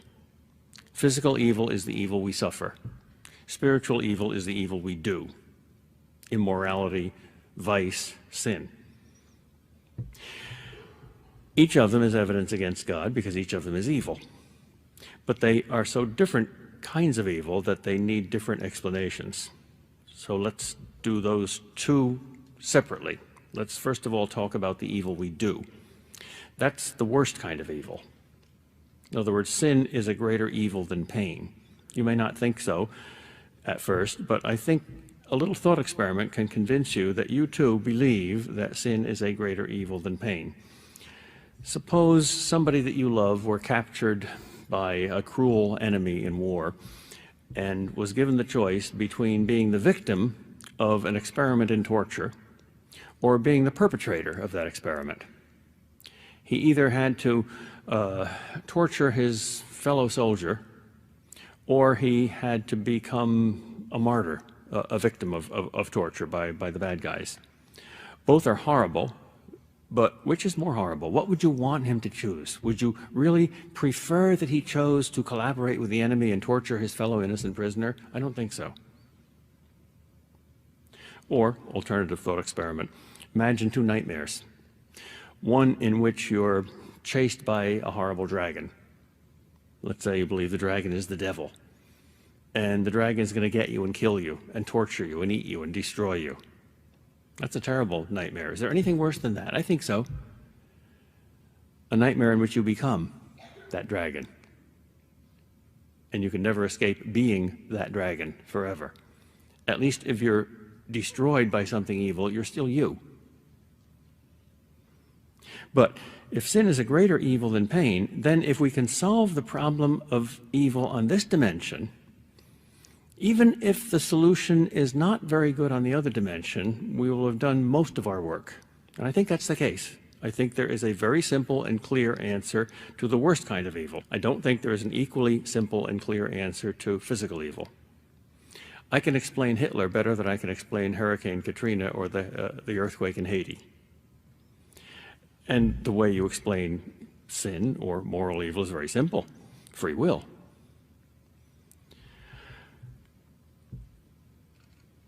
It wasn't God that did the Holocaust, it was Hitler.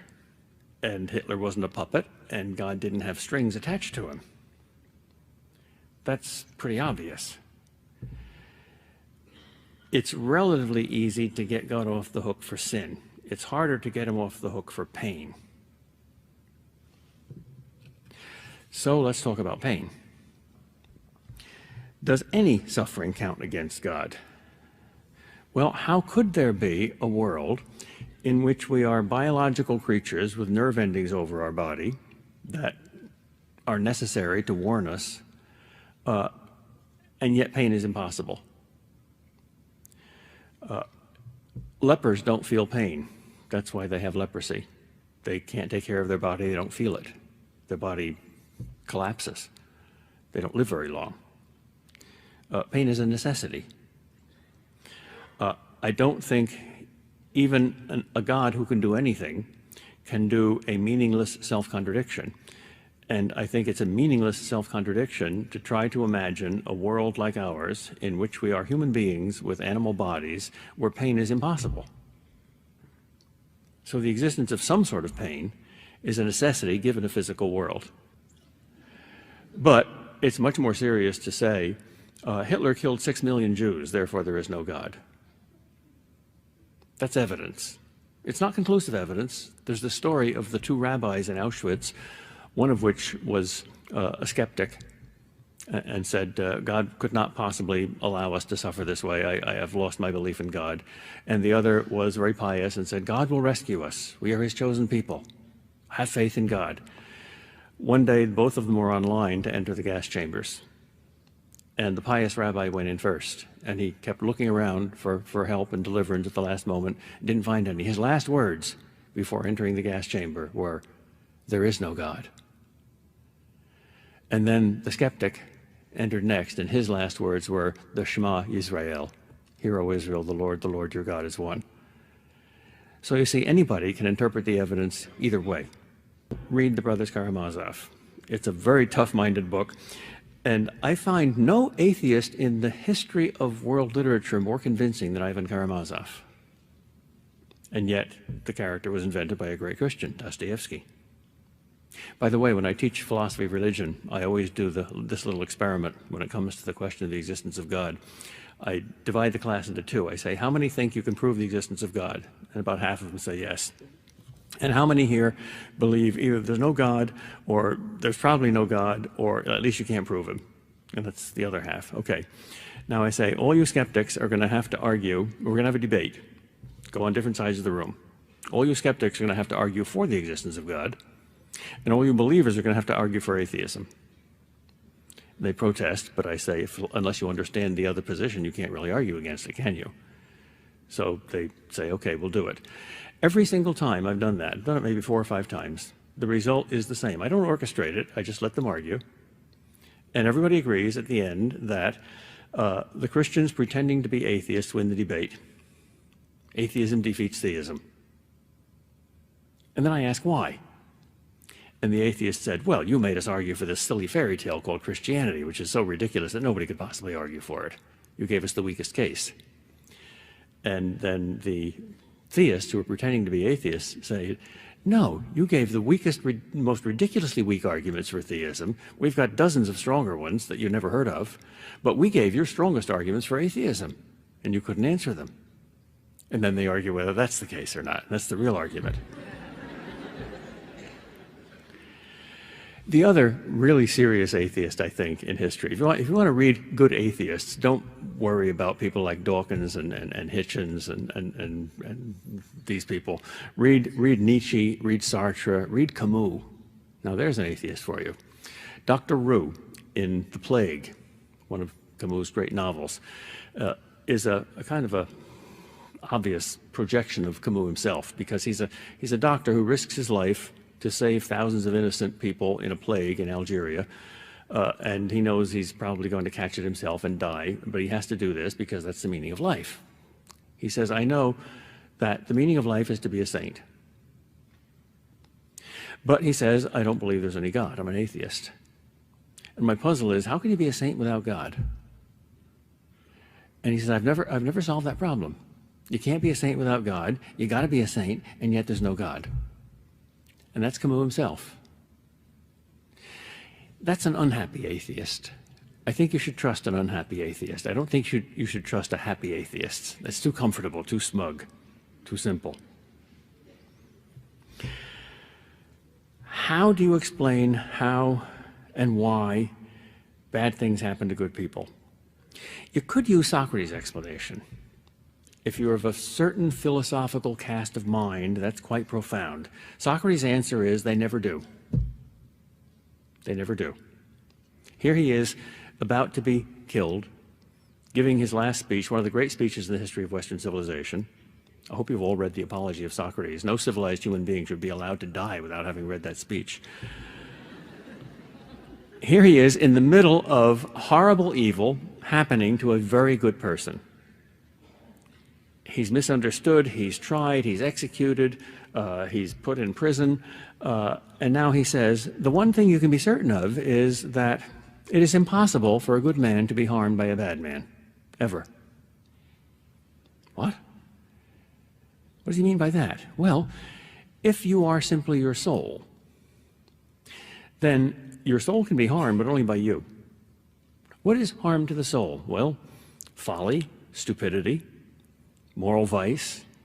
Can anybody else make you stupid? No. Can anybody else make you wicked? No, but you can make yourself stupid and wicked. Yeah, but somebody else can put me in prison and give me hemlock and chop my head off. Yeah, that's only my body. That's only this old house.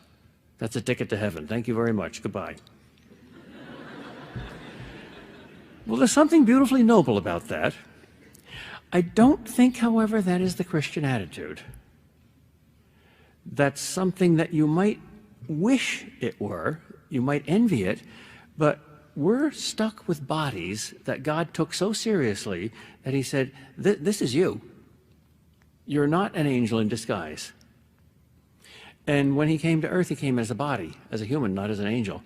And when he saved us by dripping his blood on the ground. His saving words were not like Buddha's, this is my mind, but this is my body. So I think you have to take the body much more seriously than Socrates did. So that too is, unfortunately, a cheap solution.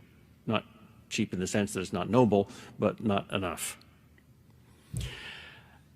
Where is there justice in innocent children suffering? If you look to the Bible for an answer, you get a shock. The first systematic, philosophical, theological book in the Bible is Paul's letter to the Romans, where he reflects on the gospel and puts it into some sort of logical form, at least the first 8 chapters. And the 2 great parts are bad news and the good news, the sin and the salvation. And every Christian theology ever since has taken that essential structure. But he announces at the beginning that his topic is the justice of God, the dikaiosune of God, sometimes translated righteousness. The more ordinary translation is justice of God. All right, he's going to talk about the justice of God. What is it? Well, it's the most unjust event that ever happened in the history of the world. We killed God. He came down and became the sacrificial lamb. And the man who least deserved to die got the worst death imaginable. And that's justice? Yeah. That's astonishing. What's going on there? Well, it's one great mystery answering another. The answer mystery is often called vicarious atonement. The innocent died for the guilty.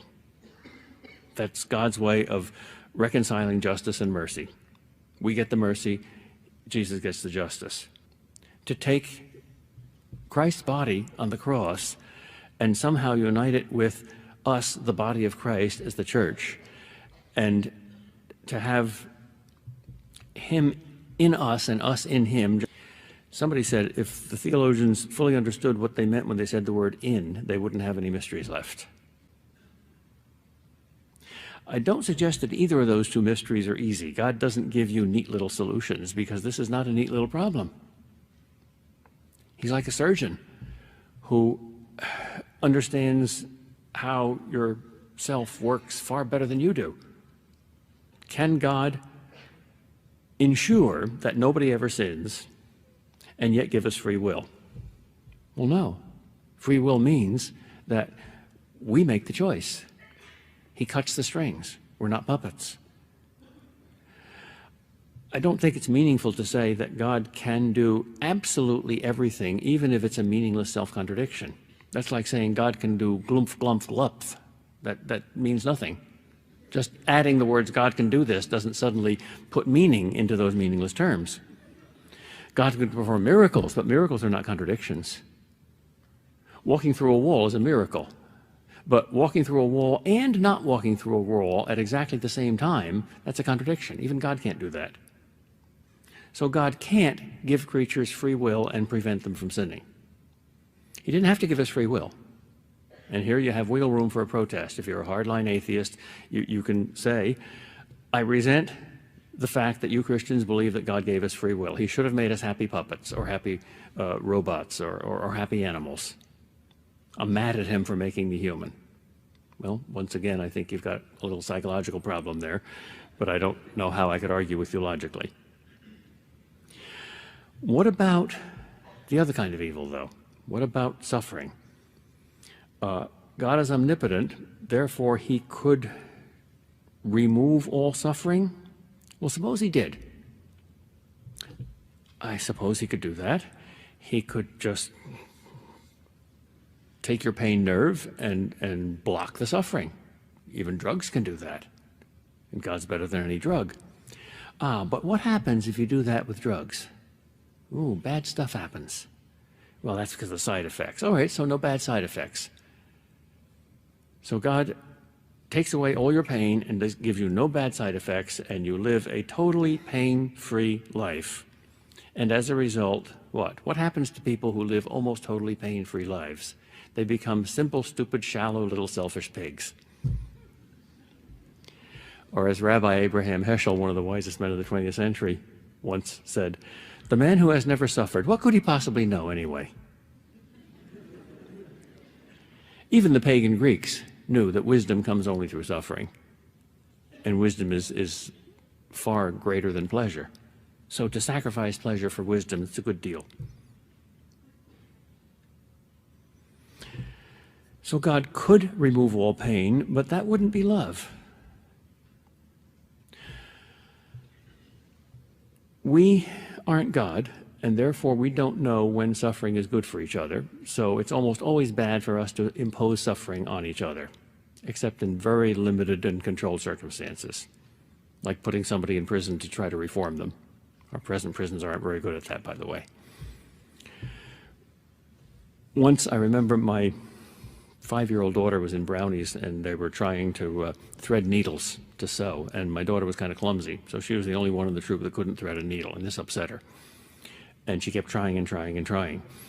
And once I came home from school early, and I saw her trying to thread this needle, and I didn't show her that I was there, so I just wanted to see what she'd do. And she kept pricking her finger, and blood came out. And she looked around to see if anybody was there. If somebody was there, she would have cried, but she didn't see me, so she didn't cry. So she kept trying and trying and trying. And my first instinct was to leap out from behind my hiding place and say, "Oh, you poor, let me kiss your boo-boo." But I didn't. I said, this kid needs to learn something. And she was so assiduous. And after about 5 minutes, she finally got the needle threaded. And then she said, "Daddy, Daddy, are you here? Look what I did. Look, look, look." And through the tears, she was smiling, a great big smile. Well, I think I was a little bit like God there, just a little bit. She got greater joy because of the pain. You don't usually see that. That's not an explanation for the tragedy in Haiti. But it shows that if you're wise enough, you might perceive that suffering is necessary. Its effects are, well, it gives you opportunities for all sorts of virtues. Courage, for one. If you have no pain, you don't need courage. Patience, for another. Sympathy. If nobody's suffering, you don't have to be sympathetic. Charity, if nobody needs you, why be unselfish? Wisdom, which comes through suffering. Here's 4 or 5 extremely important virtues. Courage, patience, sympathy, charity, wisdom. Is that worth sacrificing a bit of pleasure? I think so.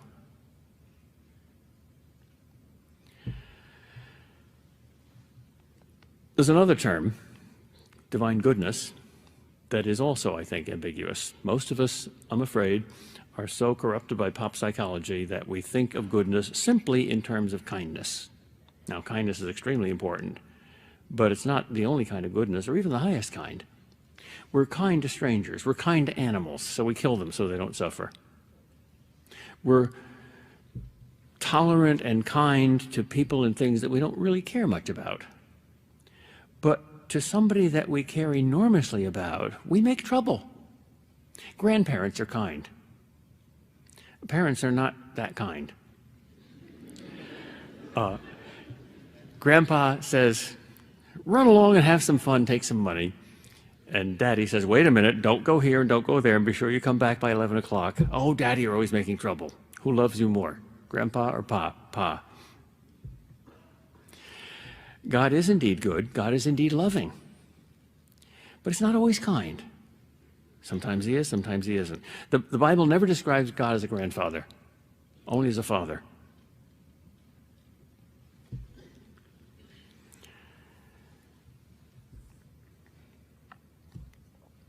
God's ultimate answer to the problem of pain is not philosophical distinctions such as I've just made. His ultimate answer to the problem of our pain is a deed. He came. He shared our pain. He sat beside us in the stalled car. Imagine your car stalled in a storm, 3 o'clock in the morning. You're alone. You can't start it. You call up AAA. They say, "Well, we'll come with a jump start, but it'll take 2 hours." You sit there. And then somebody comes trudging down the road, and it's a friend of yours who just happens to see you. And he doesn't have a car, and he doesn't have wires, and he can't start your car, but he sits with you for 2 hours, relieving your loneliness, sharing your cold, and then AAA comes and starts your car. Who are you more grateful to? AAA or your friend? Your friend. But he didn't start your car. Yeah, but he was present with you. presence is the greatest present we can give to each other. When somebody you know is dying, what can you do for them? That's when you want to be very charitable. Gee, is there something I can do for you? What can I sacrifice for you? Well, there's one thing you can sacrifice, your autonomy. Instead of just being with yourself and doing your own thing, you can be with them. You can share their time and their place. You can just be with them. Oh, but I don't know what to say. It's not words, it's just presence. Well, that's what God did with us. Would you rather lack that intimate personal love and presence but have everything else go right? Or would you rather have that even in an environment where everything's going wrong? Would you rather be divorced in Hawaii or in love in Iowa?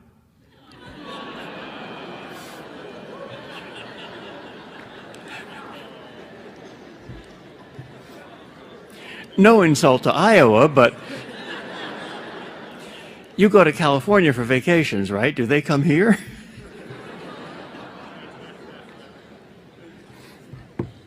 I probably shouldn't have said that. Are we broken? God is broken with us. Are we rejected? Do people despise us for being good? He was despised and rejected of men.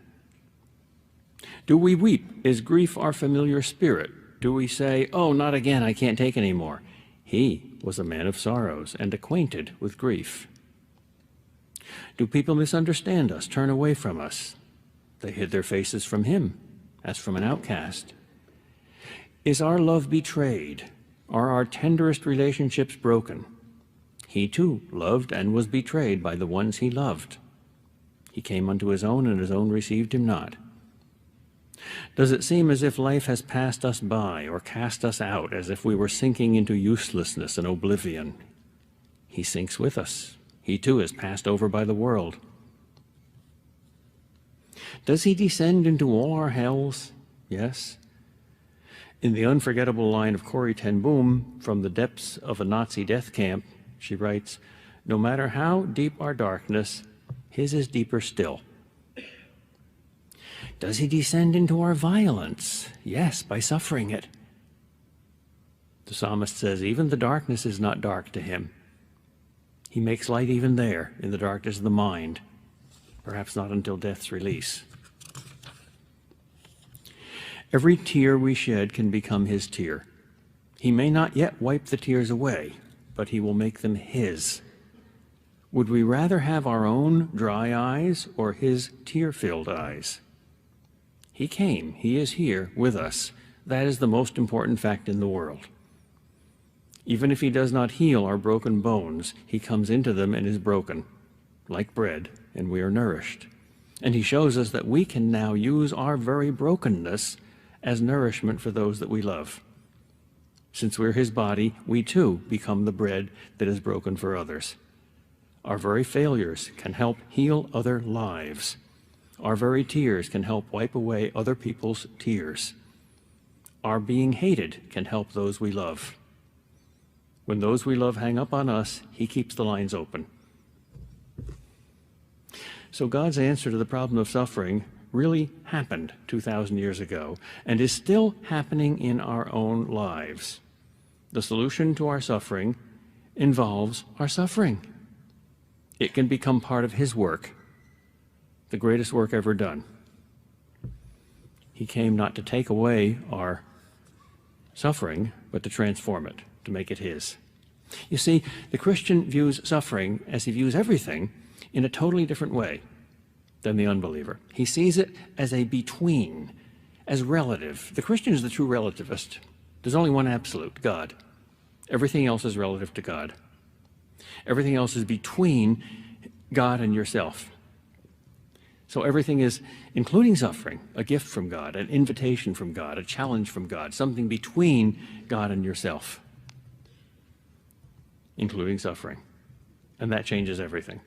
I will tell you one thing, though, from a mind far greater than mine or yours. One of the great saints, St. Teresa, said, talking about comparing earthly pains and heavenly joys. She said, the life on earth that's the most full of horrible, inexplicable pain will appear from the viewpoint of heaven, once you're there, to be no more serious than one night in an inconvenient hotel. Now, she herself experienced very great pain and very great suffering in her life, so she's not minimizing earthly pain. She's just saying that God has got something in store that infinitely outweighs even those horrible pains. We don't know why God does it. And it's often very, very difficult to trust him. And his only answer is, you got to trust me. I know more than you do. It doesn't look like I'm doing good. Use this analogy. This is not a neat little answer, but it's at least points you in the direction you have to go, I think. Imagine you're a dog, and you have this master who knows much more than you do and loves you. And you're running through the woods and you get trapped in a bear trap, and your leg is in that trap. And you're trying to pull your leg out of that trap, and it's raw and bleeding, and the more you pull your leg out of the trap, the more the trap bites into the leg. And pretty soon the leg's going to come off and you're going to die.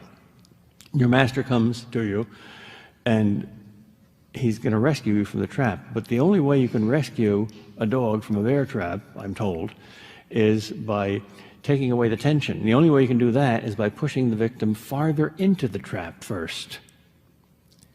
So your master pushes you farther into the trap, increasing your pain.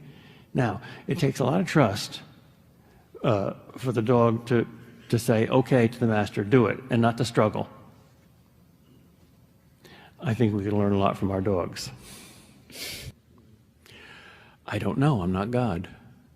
I'm sorry, that's a very disappointing answer, but at some point we have to say that, because that's the clear teaching of the book of Job. Job asks all these great questions, and God shows up, and he says, in effect, to Job, Job, you forgot to ask the most important question of all. Who am I, and who are you? Did you design the world? Were you there when you wrote the script? No. If evil were not a mystery, if evil were very clear, if we could have a very simple solution to the problem of evil, that would count as evidence for atheism, because that would mean that our mind is as great as God's mind. If, on the other hand, there is a God whose mind and whose wisdom is infinitely greater than ours, then there's bound to be mysteries that we can't solve. So it's the fact that we don't know is consistent with the hypothesis that there is such a God. Pain in itself is not beautiful, it's ugly. And yet our most beautiful works are tragedies. Our most beautiful music is in a minor key. And without the contrast between the dark and the light, the pain and the pleasure, we don't really appreciate the light or the pleasure. So there's a deep connection between pain and beauty. Very mysterious and ironic connection. Every great artist knows that in order to be an artist and to be a kind of a mediator of beauty, you have to suffer. And every great scientist knows that breaking through to a discovery is costly. It takes sweat, it takes suffering. But that's beautiful. But if suffering and death are necessary elements of the evolutionary process, then without them, humans and other conscious animals would never have come to exist. Perhaps then they are regrettable but necessary conditions or consequences of the existence of evolved intelligent life on Earth. The obvious response to this is to say that a benevolent and powerful God could surely have devised some other way of creating humans. An intelligent designer could have prevented all harmful mutations and encouraged all adaptive and progressive mutations so that intelligent beings could have evolved without any mischances or defects.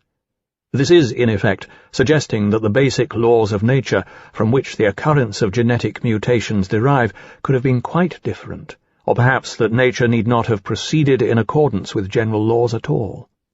If either of these things were the case, then humans as we know them would not exist. Humans are complex organisms that carry their evolutionary history with them coded in their DNA, They have tendencies toward lust and aggression, toward kinship, altruism and sympathy, tendencies to strive for truth and beauty, and to compete with others for fame and power.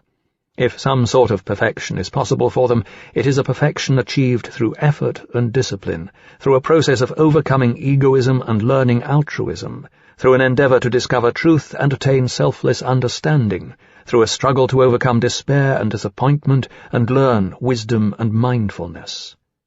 Is such an animal worth having? But if it is, perhaps it could only exist as a result of a basically Darwinian process of evolution.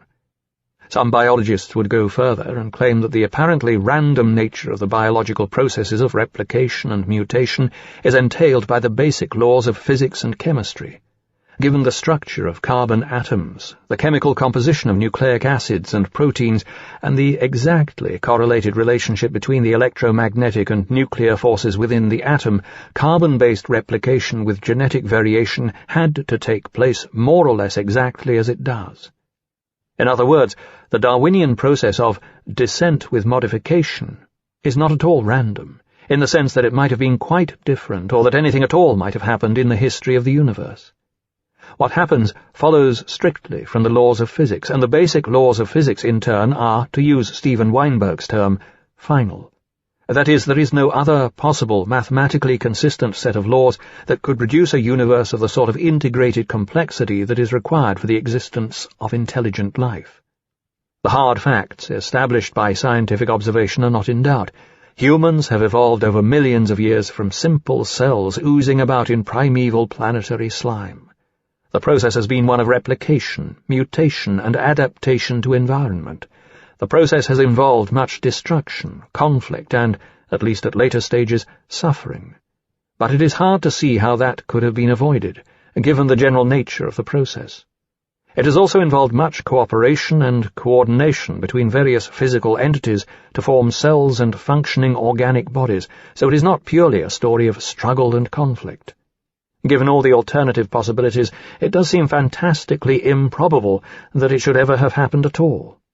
On the other hand, it seems like a natural development inherent in the basic structure of the physical universe. Those are the facts.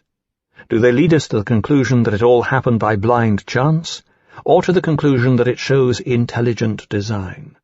Do they suggest that intelligent life is inevitable in the universe, or that it is a freak accident? Do they show that there is a progress in evolution, or that the strongest will survive regardless of moral considerations? Do they show that humans are at the top of the evolutionary tree, or that they are dangling precariously on a side branch? Do they suggest that there will be life elsewhere in the universe, or that we are unique and alone? I think that biological science does not answer any of these questions, but it leaves the big questions unanswered. It is not surprising that should be the case. Why should science answer every question? Creationism should be sharply distinguished from belief in creation, which is the belief that the whole universe depends upon an intelligent, conscious being beyond it. Evolution is wholly compatible with belief in creation, even in a strictly neo-Darwinian form. For such a strict Darwinian view, the mechanisms of random mutation and natural selection are sufficient to explain the course of evolution, and no other causal factors understood are at work. Yet the whole causal structure may itself depend upon the existence of a creator God. That God would, nevertheless, have no specific causal input into the evolutionary process. Darwin himself did not rule out other mechanisms of evolution, such as sexual selection.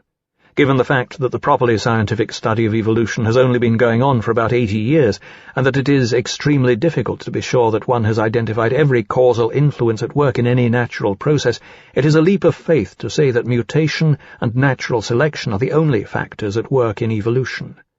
But it does seem that they are sufficient in practice to give a plausible, if not absolutely exhaustive, explanation of how evolution works.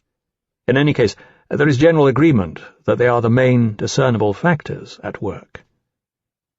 Even if the only role God has is to set up the causal system, Stephen Gould's view that what happens is wholly accidental would have to be rejected by a theist, as it is quite implausible to think that God set up the universe but would be taken by surprise if anything good happened, and never envisioned human beings coming into existence at all.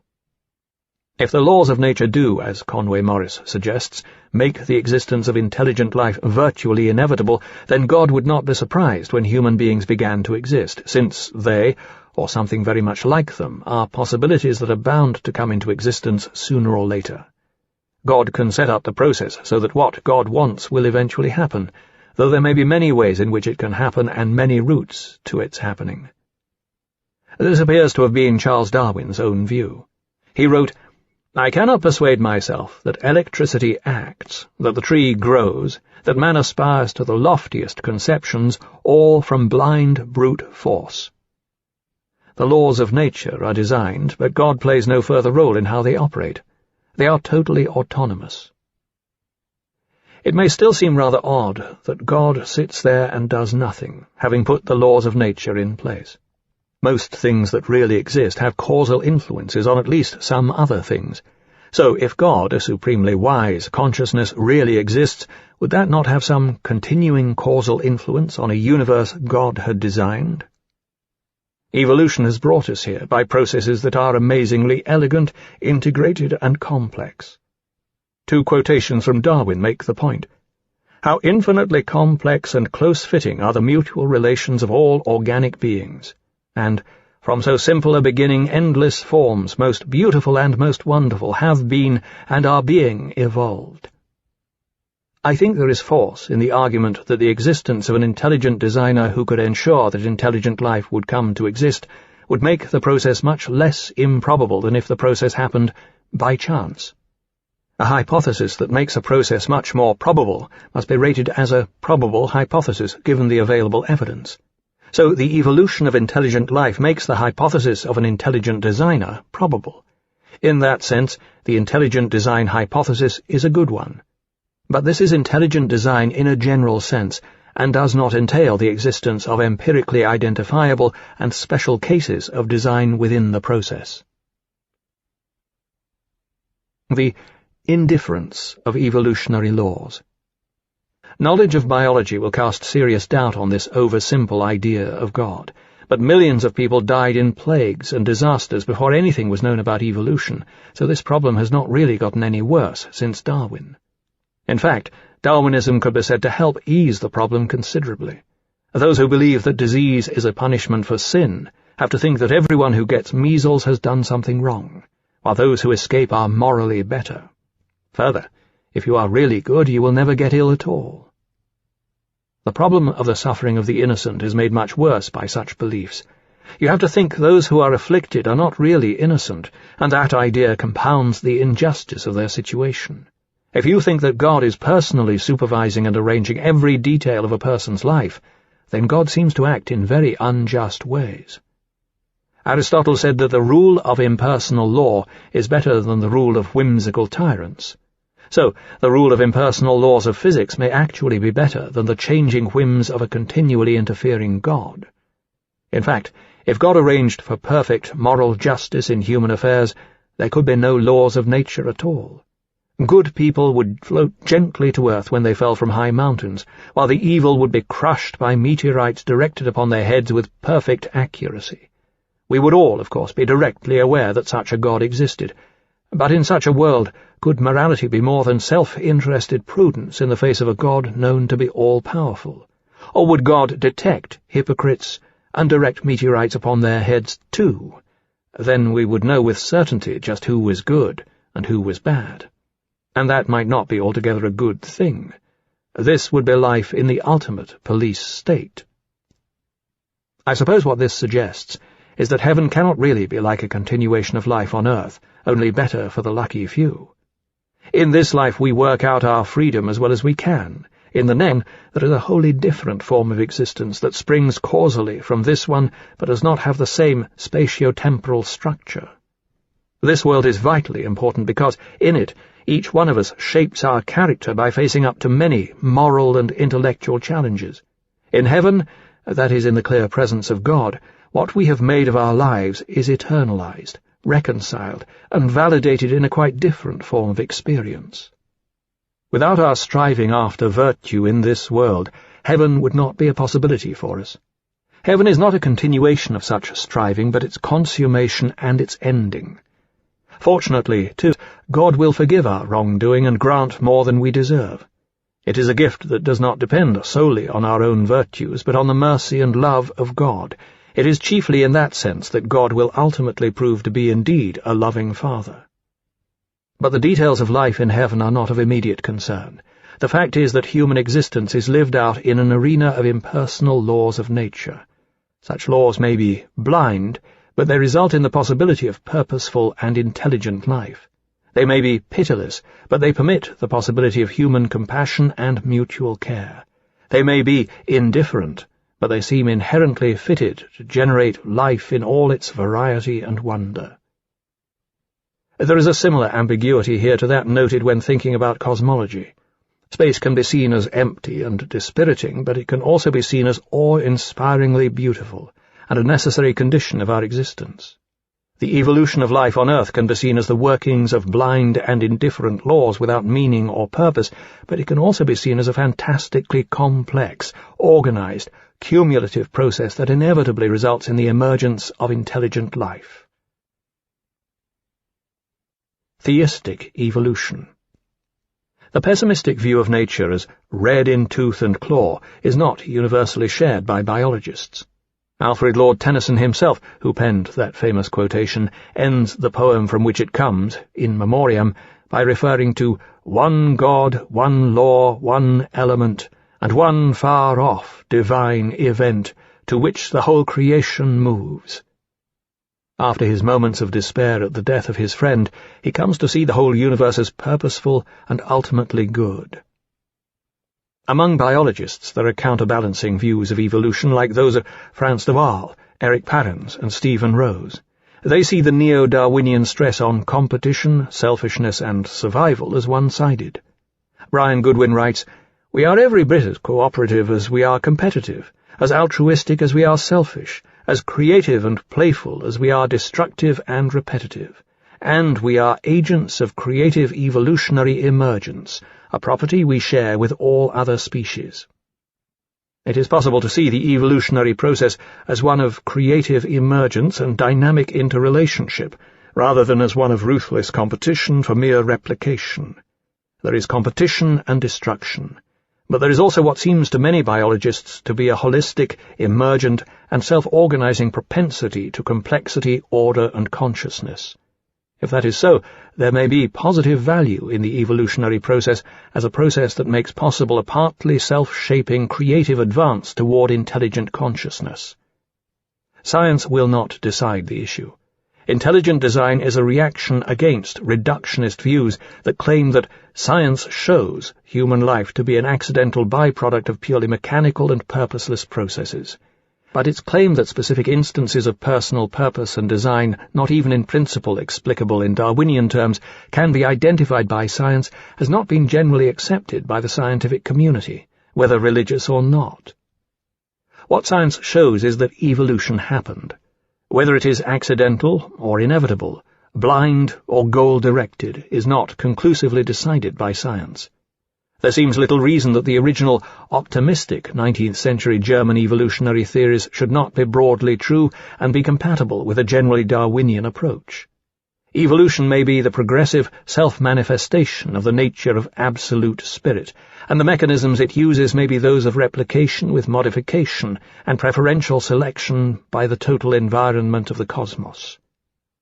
If such a spiritually directed view is taken, then genetic mutations will inevitably produce some of greater complexity, tending eventually to the emergence of consciousness, and the cosmic environment will inevitably favor the selection of intelligent life forms. There will be a predetermined goal, though its specific nature and the way to achieve it may be left open. The existence of such a goal in the divine mind will have some form of causal influence on evolutionary development. It will ensure that this will be an evolution toward a goal, not just random change without any particular direction. But such a general influence may not be empirically detectable by reference to specifically identifiable and otherwise inexplicable occurrences. There is no visible person to announce the goal, and no visible material body that can be observed to be ensuring that it comes about. We would not expect the influence of a cosmic, that is, completely omnipresent but disembodied, mind to be detectable by specific physical observations, or to be confirmed by specific predictions.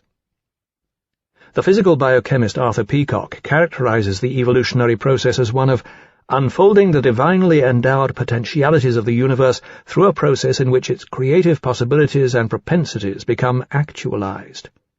A God, he suggests, is an improviser of unsurpassed ingenuity, setting up a system in which chance and necessity interweave so that the full gamut of the potentialities of living matter could be explored.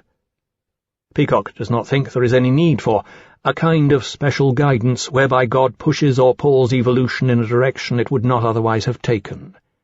On the other hand, he is a leading proponent of top-down causation, or whole-part influence, by which the nature of whole systems helps to determine the behavior of their parts in a distinctive way. If God is a totality that includes this universe, then God could affect holistically the state of the world system. The system as a whole is what it is because God is its ultimate source, and God does have a general causal influence on the evolutionary process. But there are no gaps in the system in which God intervenes, and so there are no gaps in a purely naturalistic account of the process. There will, nevertheless, be some empirical consequences of the existence of God. The postulated goal of evolution will have to be of value, and it will have to be achieved by a process efficient for its purpose. Evolution seems to fit these conditions sufficiently. The process as a whole would have to be good. This is really where atheists part company with theists. The theist is bound to affirm that the creation is good, but the theist could argue that evolutionary history by some internal necessity has to play out generally the way it does, accomplished by mutations only some of which are beneficial, limited by necessities that even God cannot change, yet leading overall to good outcomes. Part of the reason for this necessity is that natural selection takes place in an environment governed by impersonal laws of physics, whose final nature is in some sense necessary, and whose ultimate outcomes are in broad strokes, though not in detail, predictable. Is that God is the one ultimately self-existent reality of supreme and unsurpassed value, and beyond the capacity of the human intellect to understand fully in an analytical way. Our ideas of God will thus always be provisional and inadequate, but they will reflect our ideas of what supreme value is and of what we speculate to be the nature of a self-existent source of the world, as we see that world in the light of the best available scientific knowledge. God's being contains more supreme intrinsic values than any other possible being. God is, for instance, supremely happy, wise, knowledgeable, and powerful. That is what it means to say that God is perfect. God is happier, has greater knowledge, and is more powerful than any other being could possibly be. Given this definition, we still cannot tell just how happy, knowledgeable, and powerful God is. God may be the most powerful possible being, but there may still be limits on the power of such a being, though we cannot tell what they are. Part of the traditional problem of evil arises from an overambitious definition of omnipotence. It is said that omnipotence means that God can do anything that is logically possible, that is, anything that we can describe without self-contradiction. But we can describe things without apparent or discoverable self-contradiction that cannot exist. For instance, we can describe time travel without apparent self-contradiction, but time travel may, nevertheless, be impossible. We do not know. The fact that we can describe it consistently does not mean that it is possible. There may be reasons unknown to us that make it impossible. Many physicists think there are. Some physicists disagree, but there is no way of deciding who is right. We certainly cannot settle the issue by simply saying that some description of a state seems consistent to us. As David Hume put it, how could the imaginations of a petty brain like ours become the criterion of what is possible or impossible? Hume was right about that. But he was wrong to suggest that anything we can imagine must be possible. In fact, his latter statement is undermined by his former one. The point here is basically simple, and very important. The human mind is in no position to know what is really possible or impossible in reality. The fact that we can imagine states of affairs does not mean that they are possible. So the fact that we can imagine, or think we can imagine, God's creating a universe without suffering does not mean that such a thing is possible. This statement is, like most philosophical assertions, controversial. Some would insist that if we can imagine something, it is possible and God could do it. I'm just pointing out that this is a highly disputable opinion. Possible worlds theory is a very complicated philosophical topic on which a huge amount of literature exists and upon which many doctorates are even now being written. If we take the view that we cannot tell just by imagination what is really possible, even for the most powerful possible being there could be, then we could, and perhaps should, take omnipotence to mean simply that an omnipotent being is more powerful than any other being could possibly be. Perhaps we might want to add that an omnipotent being will also be the source of all other powers that could ever exist. How much more powerful than that could you want to be? Well, you might want to be powerful enough to do anything that is logically possible. But such a thing might be impossible for any possible being. Why? We do not know. But let us have a little humility and admit that we do not know everything. God may be omnipotent, meaning that God is the source of all other powers and is more powerful than any other possible being, yet there may be limits to divine power, limits that will be inherent in the divine nature itself, and we can never know precisely what they are. In that case, God, as the most perfect and powerful being there could possibly be, could still be limited by internal necessities. That would be no defect, because no being could evade what is truly necessary. God, necessity, and the problem of evil. Necessity is not an alien idea for classical theology. Indeed, classical theologians usually agree that the divine nature is necessarily what it is. It could not be otherwise. Most states in the universe are contingent. They could have been other than they actually are. God is different. God, the ultimate source of all beings, has to be the way God is. There is simply no alternative to the way God is. Even God cannot do anything about it. This is not such a strange remark as it might seem. After all, most people would agree that God cannot lie or commit sin or commit suicide. But that cannot is not an external limitation on God. It follows from the divine nature of being perfectly good. God is necessarily perfectly good. God necessarily exists. God is necessarily the most powerful possible being, and whatever limits there are on God's power, they are necessarily part of the divine nature itself. They cannot be changed, and they could never have been otherwise. So, it may be that God necessarily creates this universe, and perhaps others. If so, then the answer to the question, why did God create this universe, will be that God had to, not because some other being compelled God to do it, but out of an inner necessity of the divine nature. It is not very easy for us to decide exactly what a perfect God would be like, but it seems reasonable to think that a perfect God might wish to share happiness, creativity, and understanding with other beings. To put it bluntly, goodness shared might be more perfect than goodness confined to itself. Thomas Aquinas said, "A thing has a natural tendency to spread its own good to others." So, a good reason for creation would be the creation of a universe in which other personal beings, capable of happiness, creativity, and understanding, could exist. There could well be a very large number of different universes that could realize this aim. A perfect God might well create a huge number of universes containing personal beings of different sorts. Or God might just create one of them. Again, we must be careful not to claim to know too much about what God might do. At any rate, it seems it would be a good thing to create a universe in which persons would exist who could relate to one another and to God in shared creativity and understanding. In some possible universes, including this one, it could well be that some suffering is inevitable. Modern science helps us to see this. If humans have evolved in our universe from a primeval Big Bang, then that process of evolution necessarily involves suffering and destruction. Stars had to explode to form the heavier elements of which life is composed. Millions of organisms had to die in order for human life to evolve on this planet. Even now, humans have to destroy plant or animal life in order to survive. The physical laws of this universe depend upon destruction, mutation, conflict, and, therefore, destruction and death, if intelligent persons are to evolve in it. If we understood the laws of nature fully, we would see that such destruction and the suffering conscious beings feel when involved in it are inevitable consequences of having a universe like this. Human beings are essentially parts of an evolving physical universe. with general laws that have to be exactly what they are in order to produce human persons. Those laws will produce earthquakes, stellar explosions, periodic extinctions of life, and volcanic eruptions as an essential part of having a universe like this.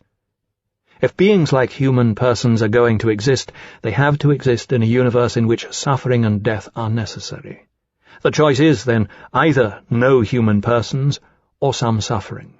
We cannot have human persons and a universe without suffering. That is one of the limitations on God's power. If God is going to create human persons, God will have to create a universe in which some suffering necessarily exists. If these arguments are accepted, it is possible to see how a God who is omnipotent and perfectly good, in the senses defined, could, and may even have to, create a universe like this. You may reject these defined senses, but they seem coherent and defensible. Or you may say, as Ivan does in Fyodor Dostoevsky's novel The Brothers Karamazov, that you are still repelled by the amount of suffering in the universe, and you would rather reject the whole idea of God than pay the price of the ticket for human existence. In a sense, most religious believers agree. They worship, admire, and revere the perfection of the divine being, but they stand perplexed and bitter at the amount of suffering, however necessary, in the world. An afterlife in which overwhelming good becomes possible for everyone. Believe in an afterlife, recognizing that divine justice and mercy are not properly worked out in this world. A perfect God who chooses to create this universe, accepting that suffering is necessary in it, must offer to all conscious beings who suffer, if it is possible to do so, an overwhelming personal good. That personal good is a life after death. Maybe anyone, including Dostoevsky, who truly sees the possibility of overwhelming happiness, understanding, and creativity in a life of perfect consciousness of God beyond this world, for everyone without exception, and who accepts the necessity of suffering if there are to be any humans at all, would accept that the creation of this universe is ultimately good and worthwhile. It does seem clear that human selfishness, greed, and hatred have immeasurably increased the amount of suffering in the world. That excess suffering is caused by the misuse of human freedom and is an unavoidable consequence of human moral freedom and of that solidarity of humans in community which involves the innocent in the sins of the guilty. This is what is usually known as the free will defense, and I think it is an important part of an explanation of why there is so much suffering in the world. What some Christians call original sin can be seen from an evolutionary perspective as the decision by groups of early humans or even pre-hominids to realize their genetically inherent tendencies toward lust and aggression at the expense of similarly inherent tendencies toward kinship bonding and altruism. Over generations, those destructive tendencies have switched on the relevant genetic mechanisms until it has now become human nature to be selfish and aggressive. Original sin, from an evolutionary point of view, consists in a natural inclination towards self-centered and destructive behavior, rooted in the genetic code of humans, switched on by repeated inculturation. Humans are essentially related to one another as parts of social communities and given responsible moral freedom, but the repeatedly reinforced behavior of past generations has repressed our altruistic genes, alienated us from a sense of the presence of God, and vastly increased the amount of human and animal suffering. But they have immeasurably increased the sum of suffering, and they have brought spiritual death, the death of the sense of God, into the world. Christianity sees humans as bound by the power of sin and needing liberation by the divine power of love, and that the true nature of humans, what they are made for, is a life of compassion, wisdom, and love. But humans have fallen into desire, ignorance, and self-centeredness, and they need to find a way to return to primal innocence. But wisdom, creativity, and love can still be seen as the essential goals of human life. Alvin, you've defined difference between a so-called theodicy and a defense. How do you differentiate? Well, when we're thinking about an argument against God's existence from evil, the question might be, why does God permit evil? A theodicy would be an attempt to answer that question and say, well, here's why God permits it, for the following reasons. Whereas a defense could be offered by somebody who says, I don't know what God's reasons are. Maybe his reasons are totally beyond us. But at least I can show you that there isn't any contradiction between the existence of evil on the one hand and God's being holy, good, and omniscient and omnipotent on the other hand. So how do you approach it? I've always thought it was really hard for us to say what God's reasons would actually be. And if you look at lots of the things that happens, a lot of the things, the Holocaust, for example, what could his reason be? One just doesn't know what the reason is there. So I've instead offered a defense, the free will defense with respect to the problem of evil. And the basic idea is to show, contrary to what some people say, that there's no contradiction in asserting both that God exists and is omnipotent, omniscient, and wholly good, and that there is such a thing as evil. How do you do that? Well, the free will defense roughly goes like this. God is omnipotent, but that doesn't mean that he can bring about just every possible state of affairs. So, for example, he can't cause it to be the case that I freely do something or other. If he causes me to do it, I don't do it freely. So the free will defense says that, first of all, there are possible worlds in which there are free creatures who only do what is right. But maybe those worlds are ones that God can't create. But it could be that for any free creature you pick out, if God were to create that creature and put him in this in any particular circumstance you mentioned, any possible world you mentioned, that creature would do at least one wrong thing. Any creature like that would suffer from what I called trans-world depravity. Trans-world depravity says only that for any world in which God could have actualized you, you would perform at least one wrong action. And that, therefore, God could not create a possible world in which there was no evil. Therefore, he could not create a possible world in which there were free creatures but no evil. Any world he created that had free creatures in it would contain some evil. And maybe that was a good exchange. Maybe the price was right, you might say, from God's point of view. You and others have eliminated the logical requirement that if you have evil, then you have no God. But you've not dealt with the magnitude and the enormity. So probabilistically, there's probably no God, even though logically you cannot exclude the possibility. That's certainly, that's the way things have gone. But now the suggestion is right, that the existence of all this evil just makes it vastly unlikely, extremely unlikely that there is such a person as God. Well, I think believers in God have to admit we don't know why God permits those in any detail at least. But the question is whether that makes it unlikely that God does have a reason. I mean, suppose God does have a reason. Is it likely that I would know? Would you and I be the first person he'd tell? Maybe his reasons are totally beyond our ken. Maybe we just don't know enough about what his circumstances are like to have any grasp of what his reasons might be. So you start with the idea that God wants to create a really good world. There are all these possible worlds that he can select among. He wants to actualize, cause to be actual, a really good one. So then we have to think about what makes one world better than another world. What, you might say, what good-making properties or characteristics among worlds are.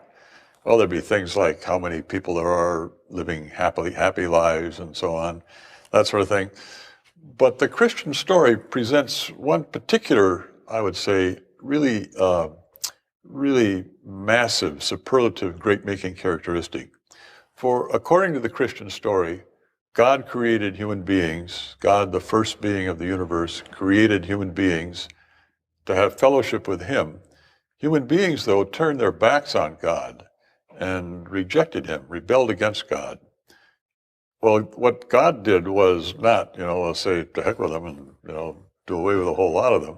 Not at all. What God did was to institute a scheme of salvation which required enormous suffering on his own part. The life and suffering and death of Jesus, the second person of the Trinity. Jesus Christ, the second person of the Trinity.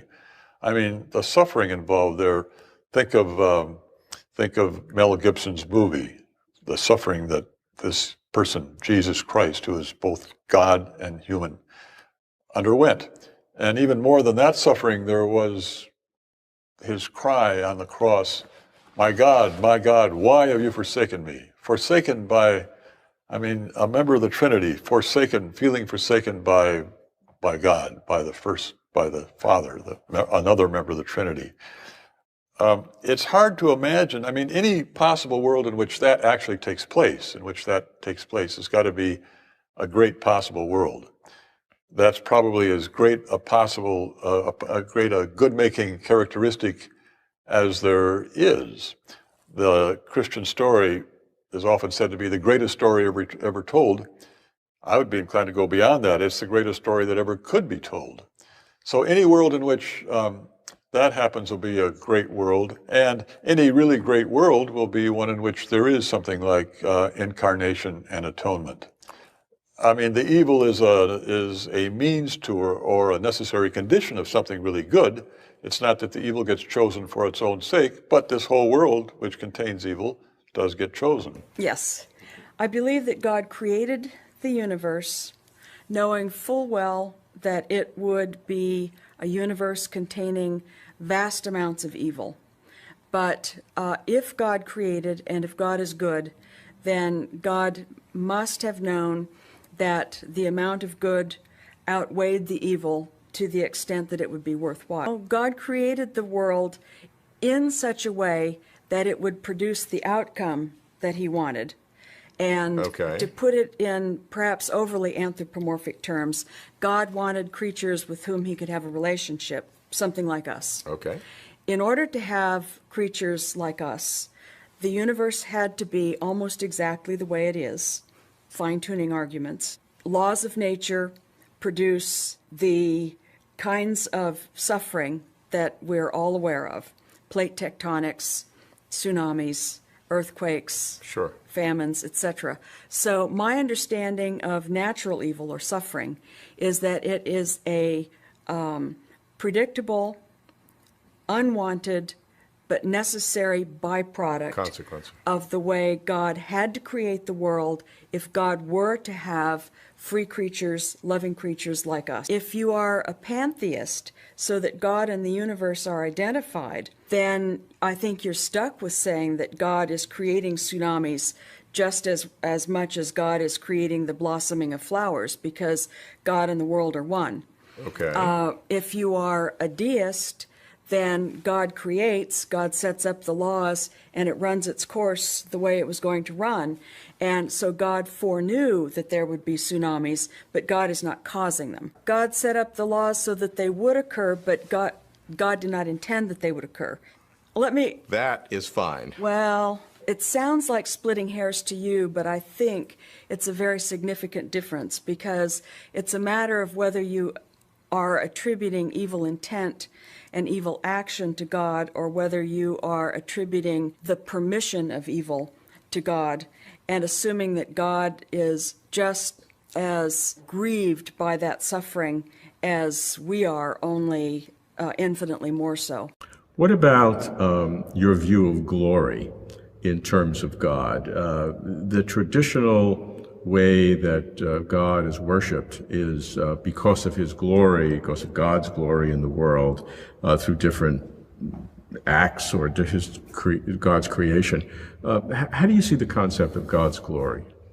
I think this is a very interesting concept and much misunderstood, because if you stop most people on the street and ask them about glory, they will tell you it's about bright lights or very beautiful things. Actually, the Hebrew concept of the glory of God is much more about weight, about depth of reality. So when we gain an insight into God's glory, we gain an insight into the depth of how things really are, which is not always a beautiful thing. It's not always about bright light. And we can see in the Bible that the glory of God is manifested sometimes in darkness and sometimes in pain as well as in beauty. So it's a much richer concept than is sometimes imagined. And I think it's a concept which can help us to relate the doctrine of God to the ambiguity of the world as science describes it. But how would pain and suffering and darkness amplify or build up God's glory? Well, the Christian confession is that most of what we know about God, we know from the life of Jesus. The climax of the life of Jesus is a time of great self-sacrifice and of the voluntary endurance of deep darkness and pain and abandonment. So God's willingness to undertake that for creatures is a profound aspect of his glory. And you see from that a generalization to more than just that one event, but a prism by which you can see the rest of God's working with reality? How so? I think that willingness to engage with pain and suffering is a lens by which one can go on to examine more about pain and suffering in the rest of the created world. And that's to God's glory? That is an aspect of the deep reality of God's relating to creatures, yes.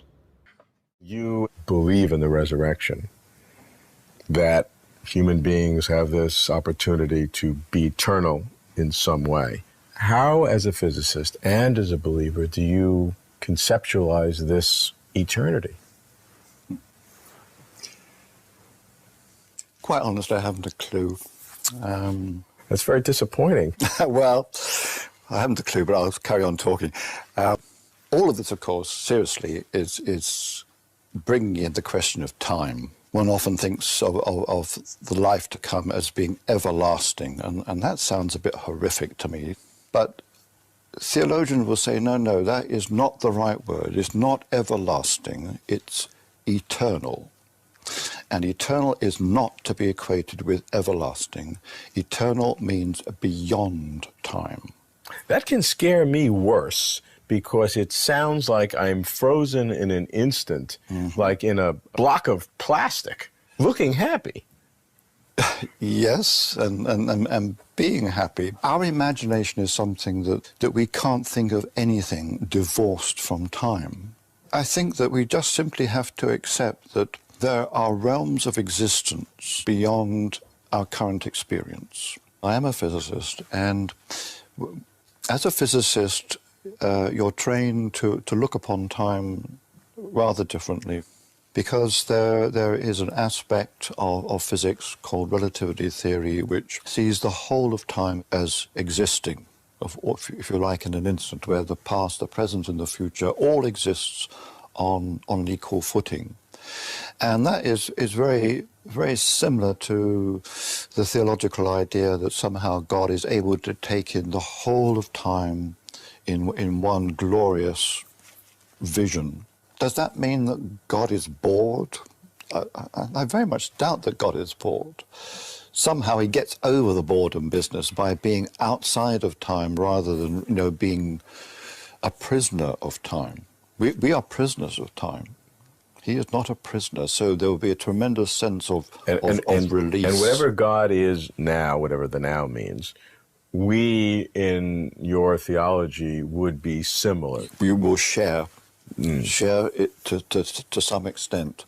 And I think that through relativity theory, God has provided us with just a glimpse of the possibility that there's more to time than our subjective mental experience. Bob, to believe in God, which I certainly want to do, I have to take the whole package. And that package includes, in the Judeo-Christian tradition, some sort of a new creation, a new world, a millennium, something dramatically different that is going to occur in the future, and try to reconcile this with science.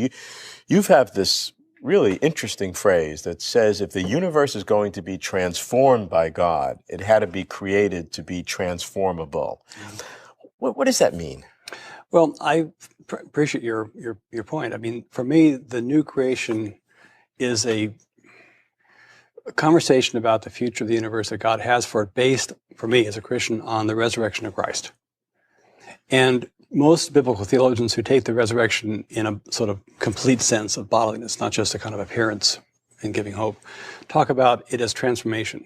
That is, it's the same Jesus of Nazareth who Mary encounters as our Lord, but he's transformed into a timelessness beyond suffering. I mean, he's life eternal, the Lord of life.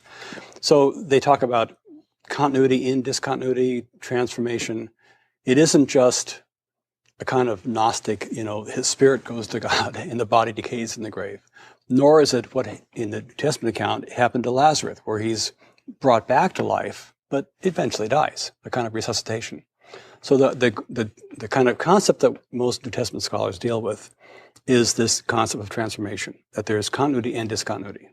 Let's explore that, because you use the resurrection of Jesus as the prototype. Right. Let's talk about what the type is. What will this new creation be that is to be in the future? You talk about, again, continuity and discontinuity. Most people would think it's sort of a complete, if it's real, a total discontinuity, that God's creating some sort of a spiritual world. But you say, no, there has to be some continuity as well. Right.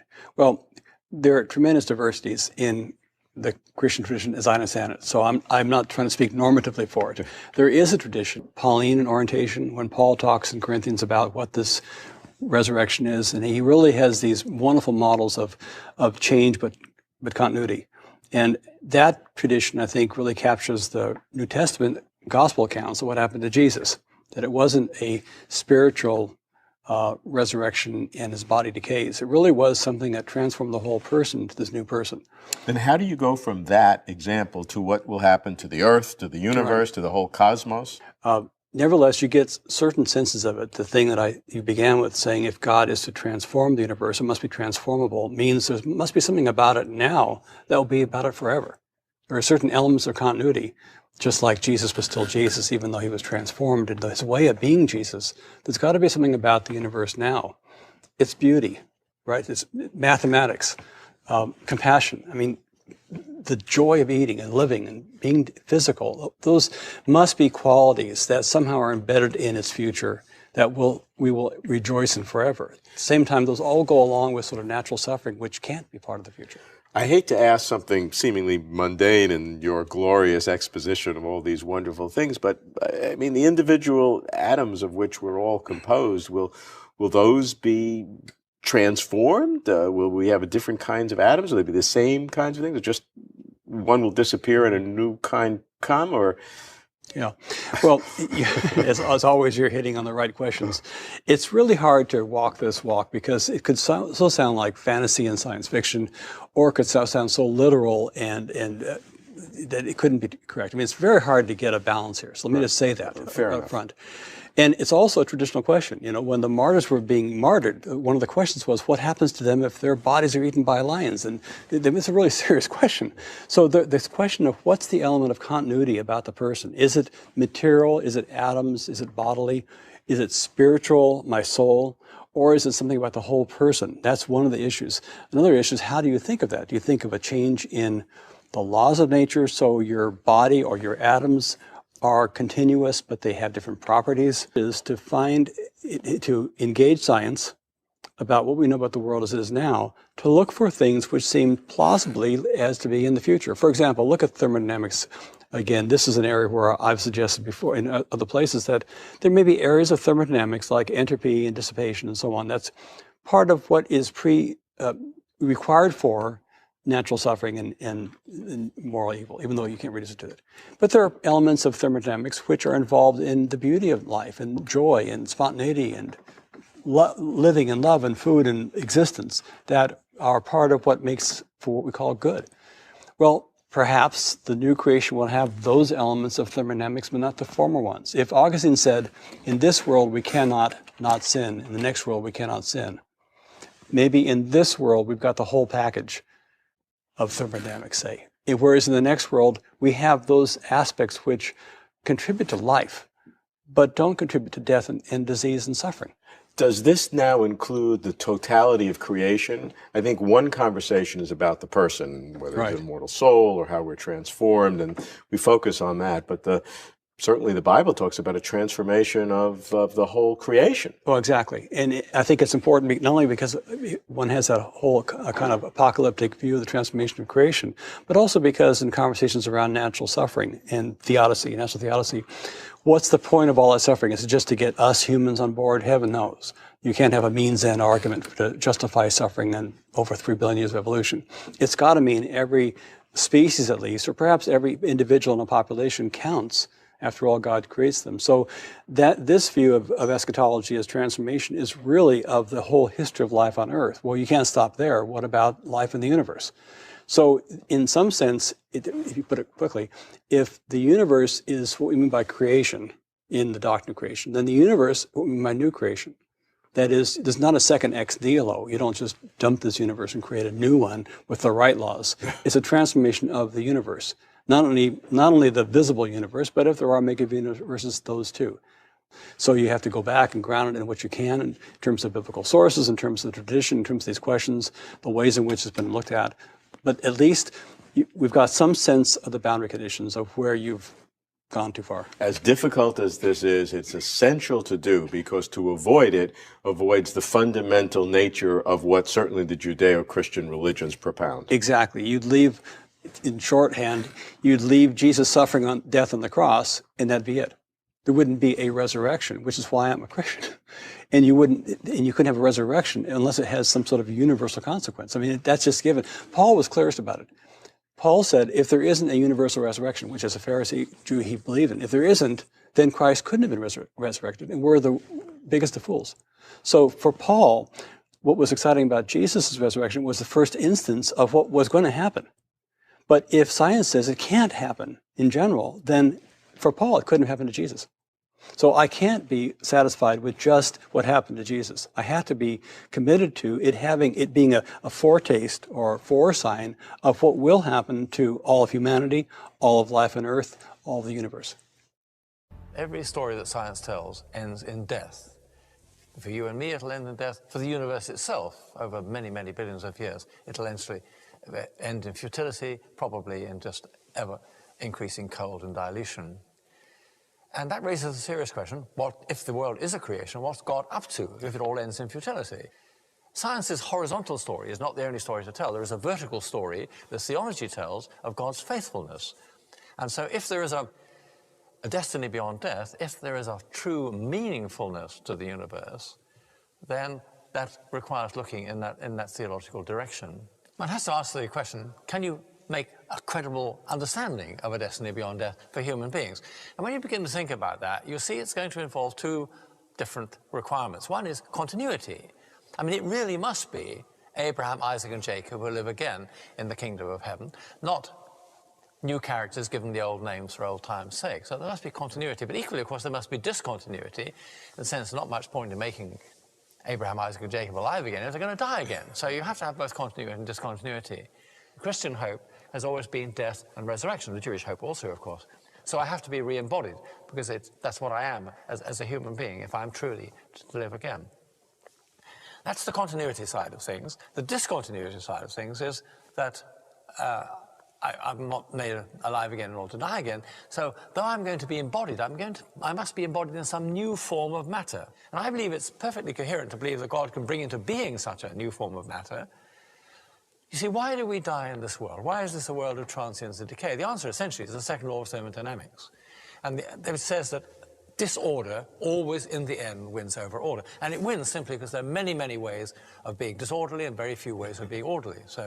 But I think it's perfectly coherent to believe that God could bring into being a new form of matter with such self-organizing principles that drift to futility would no longer be present. And where would that matter come from? I believe it would come from the redemption of the matter of this world, that when the universe dies in futility, God will redeem it and produce a new creation to replace the old creation. It's not a second creation out of nothing, as a second go to try and do it better the second time, so to speak, but it's a creation out of the old. And what will that ultimate universe be like? I think there will be some other forms of continuity that carry over. For example, I think it's intrinsic to human beings, not only that we're embodied, but we're also temporal beings. So I think the life of the world to come will be a temporal life. It won't be a moment of timeless illumination. It will be an unfolding process. Fulfillment is going to be drawing closer and closer to the unveiled reality of the divine presence. And would that involve the entirety of the universe? In appropriate ways, I believe, yes. I think that God has a destiny for the whole of creation. Human beings will have a destiny as self-conscious, God-conscious human beings. Sticks and stones will obviously have a somewhat different destiny. And in this vision, we will really feel to be ourselves. We will fully fulfill what it is within us to be. And that will be an unfolding process. It will be an exploratory process and a creative process within ourselves. Yes, I mean, it's a mysterious vision, an exciting vision, a vision of very great hope.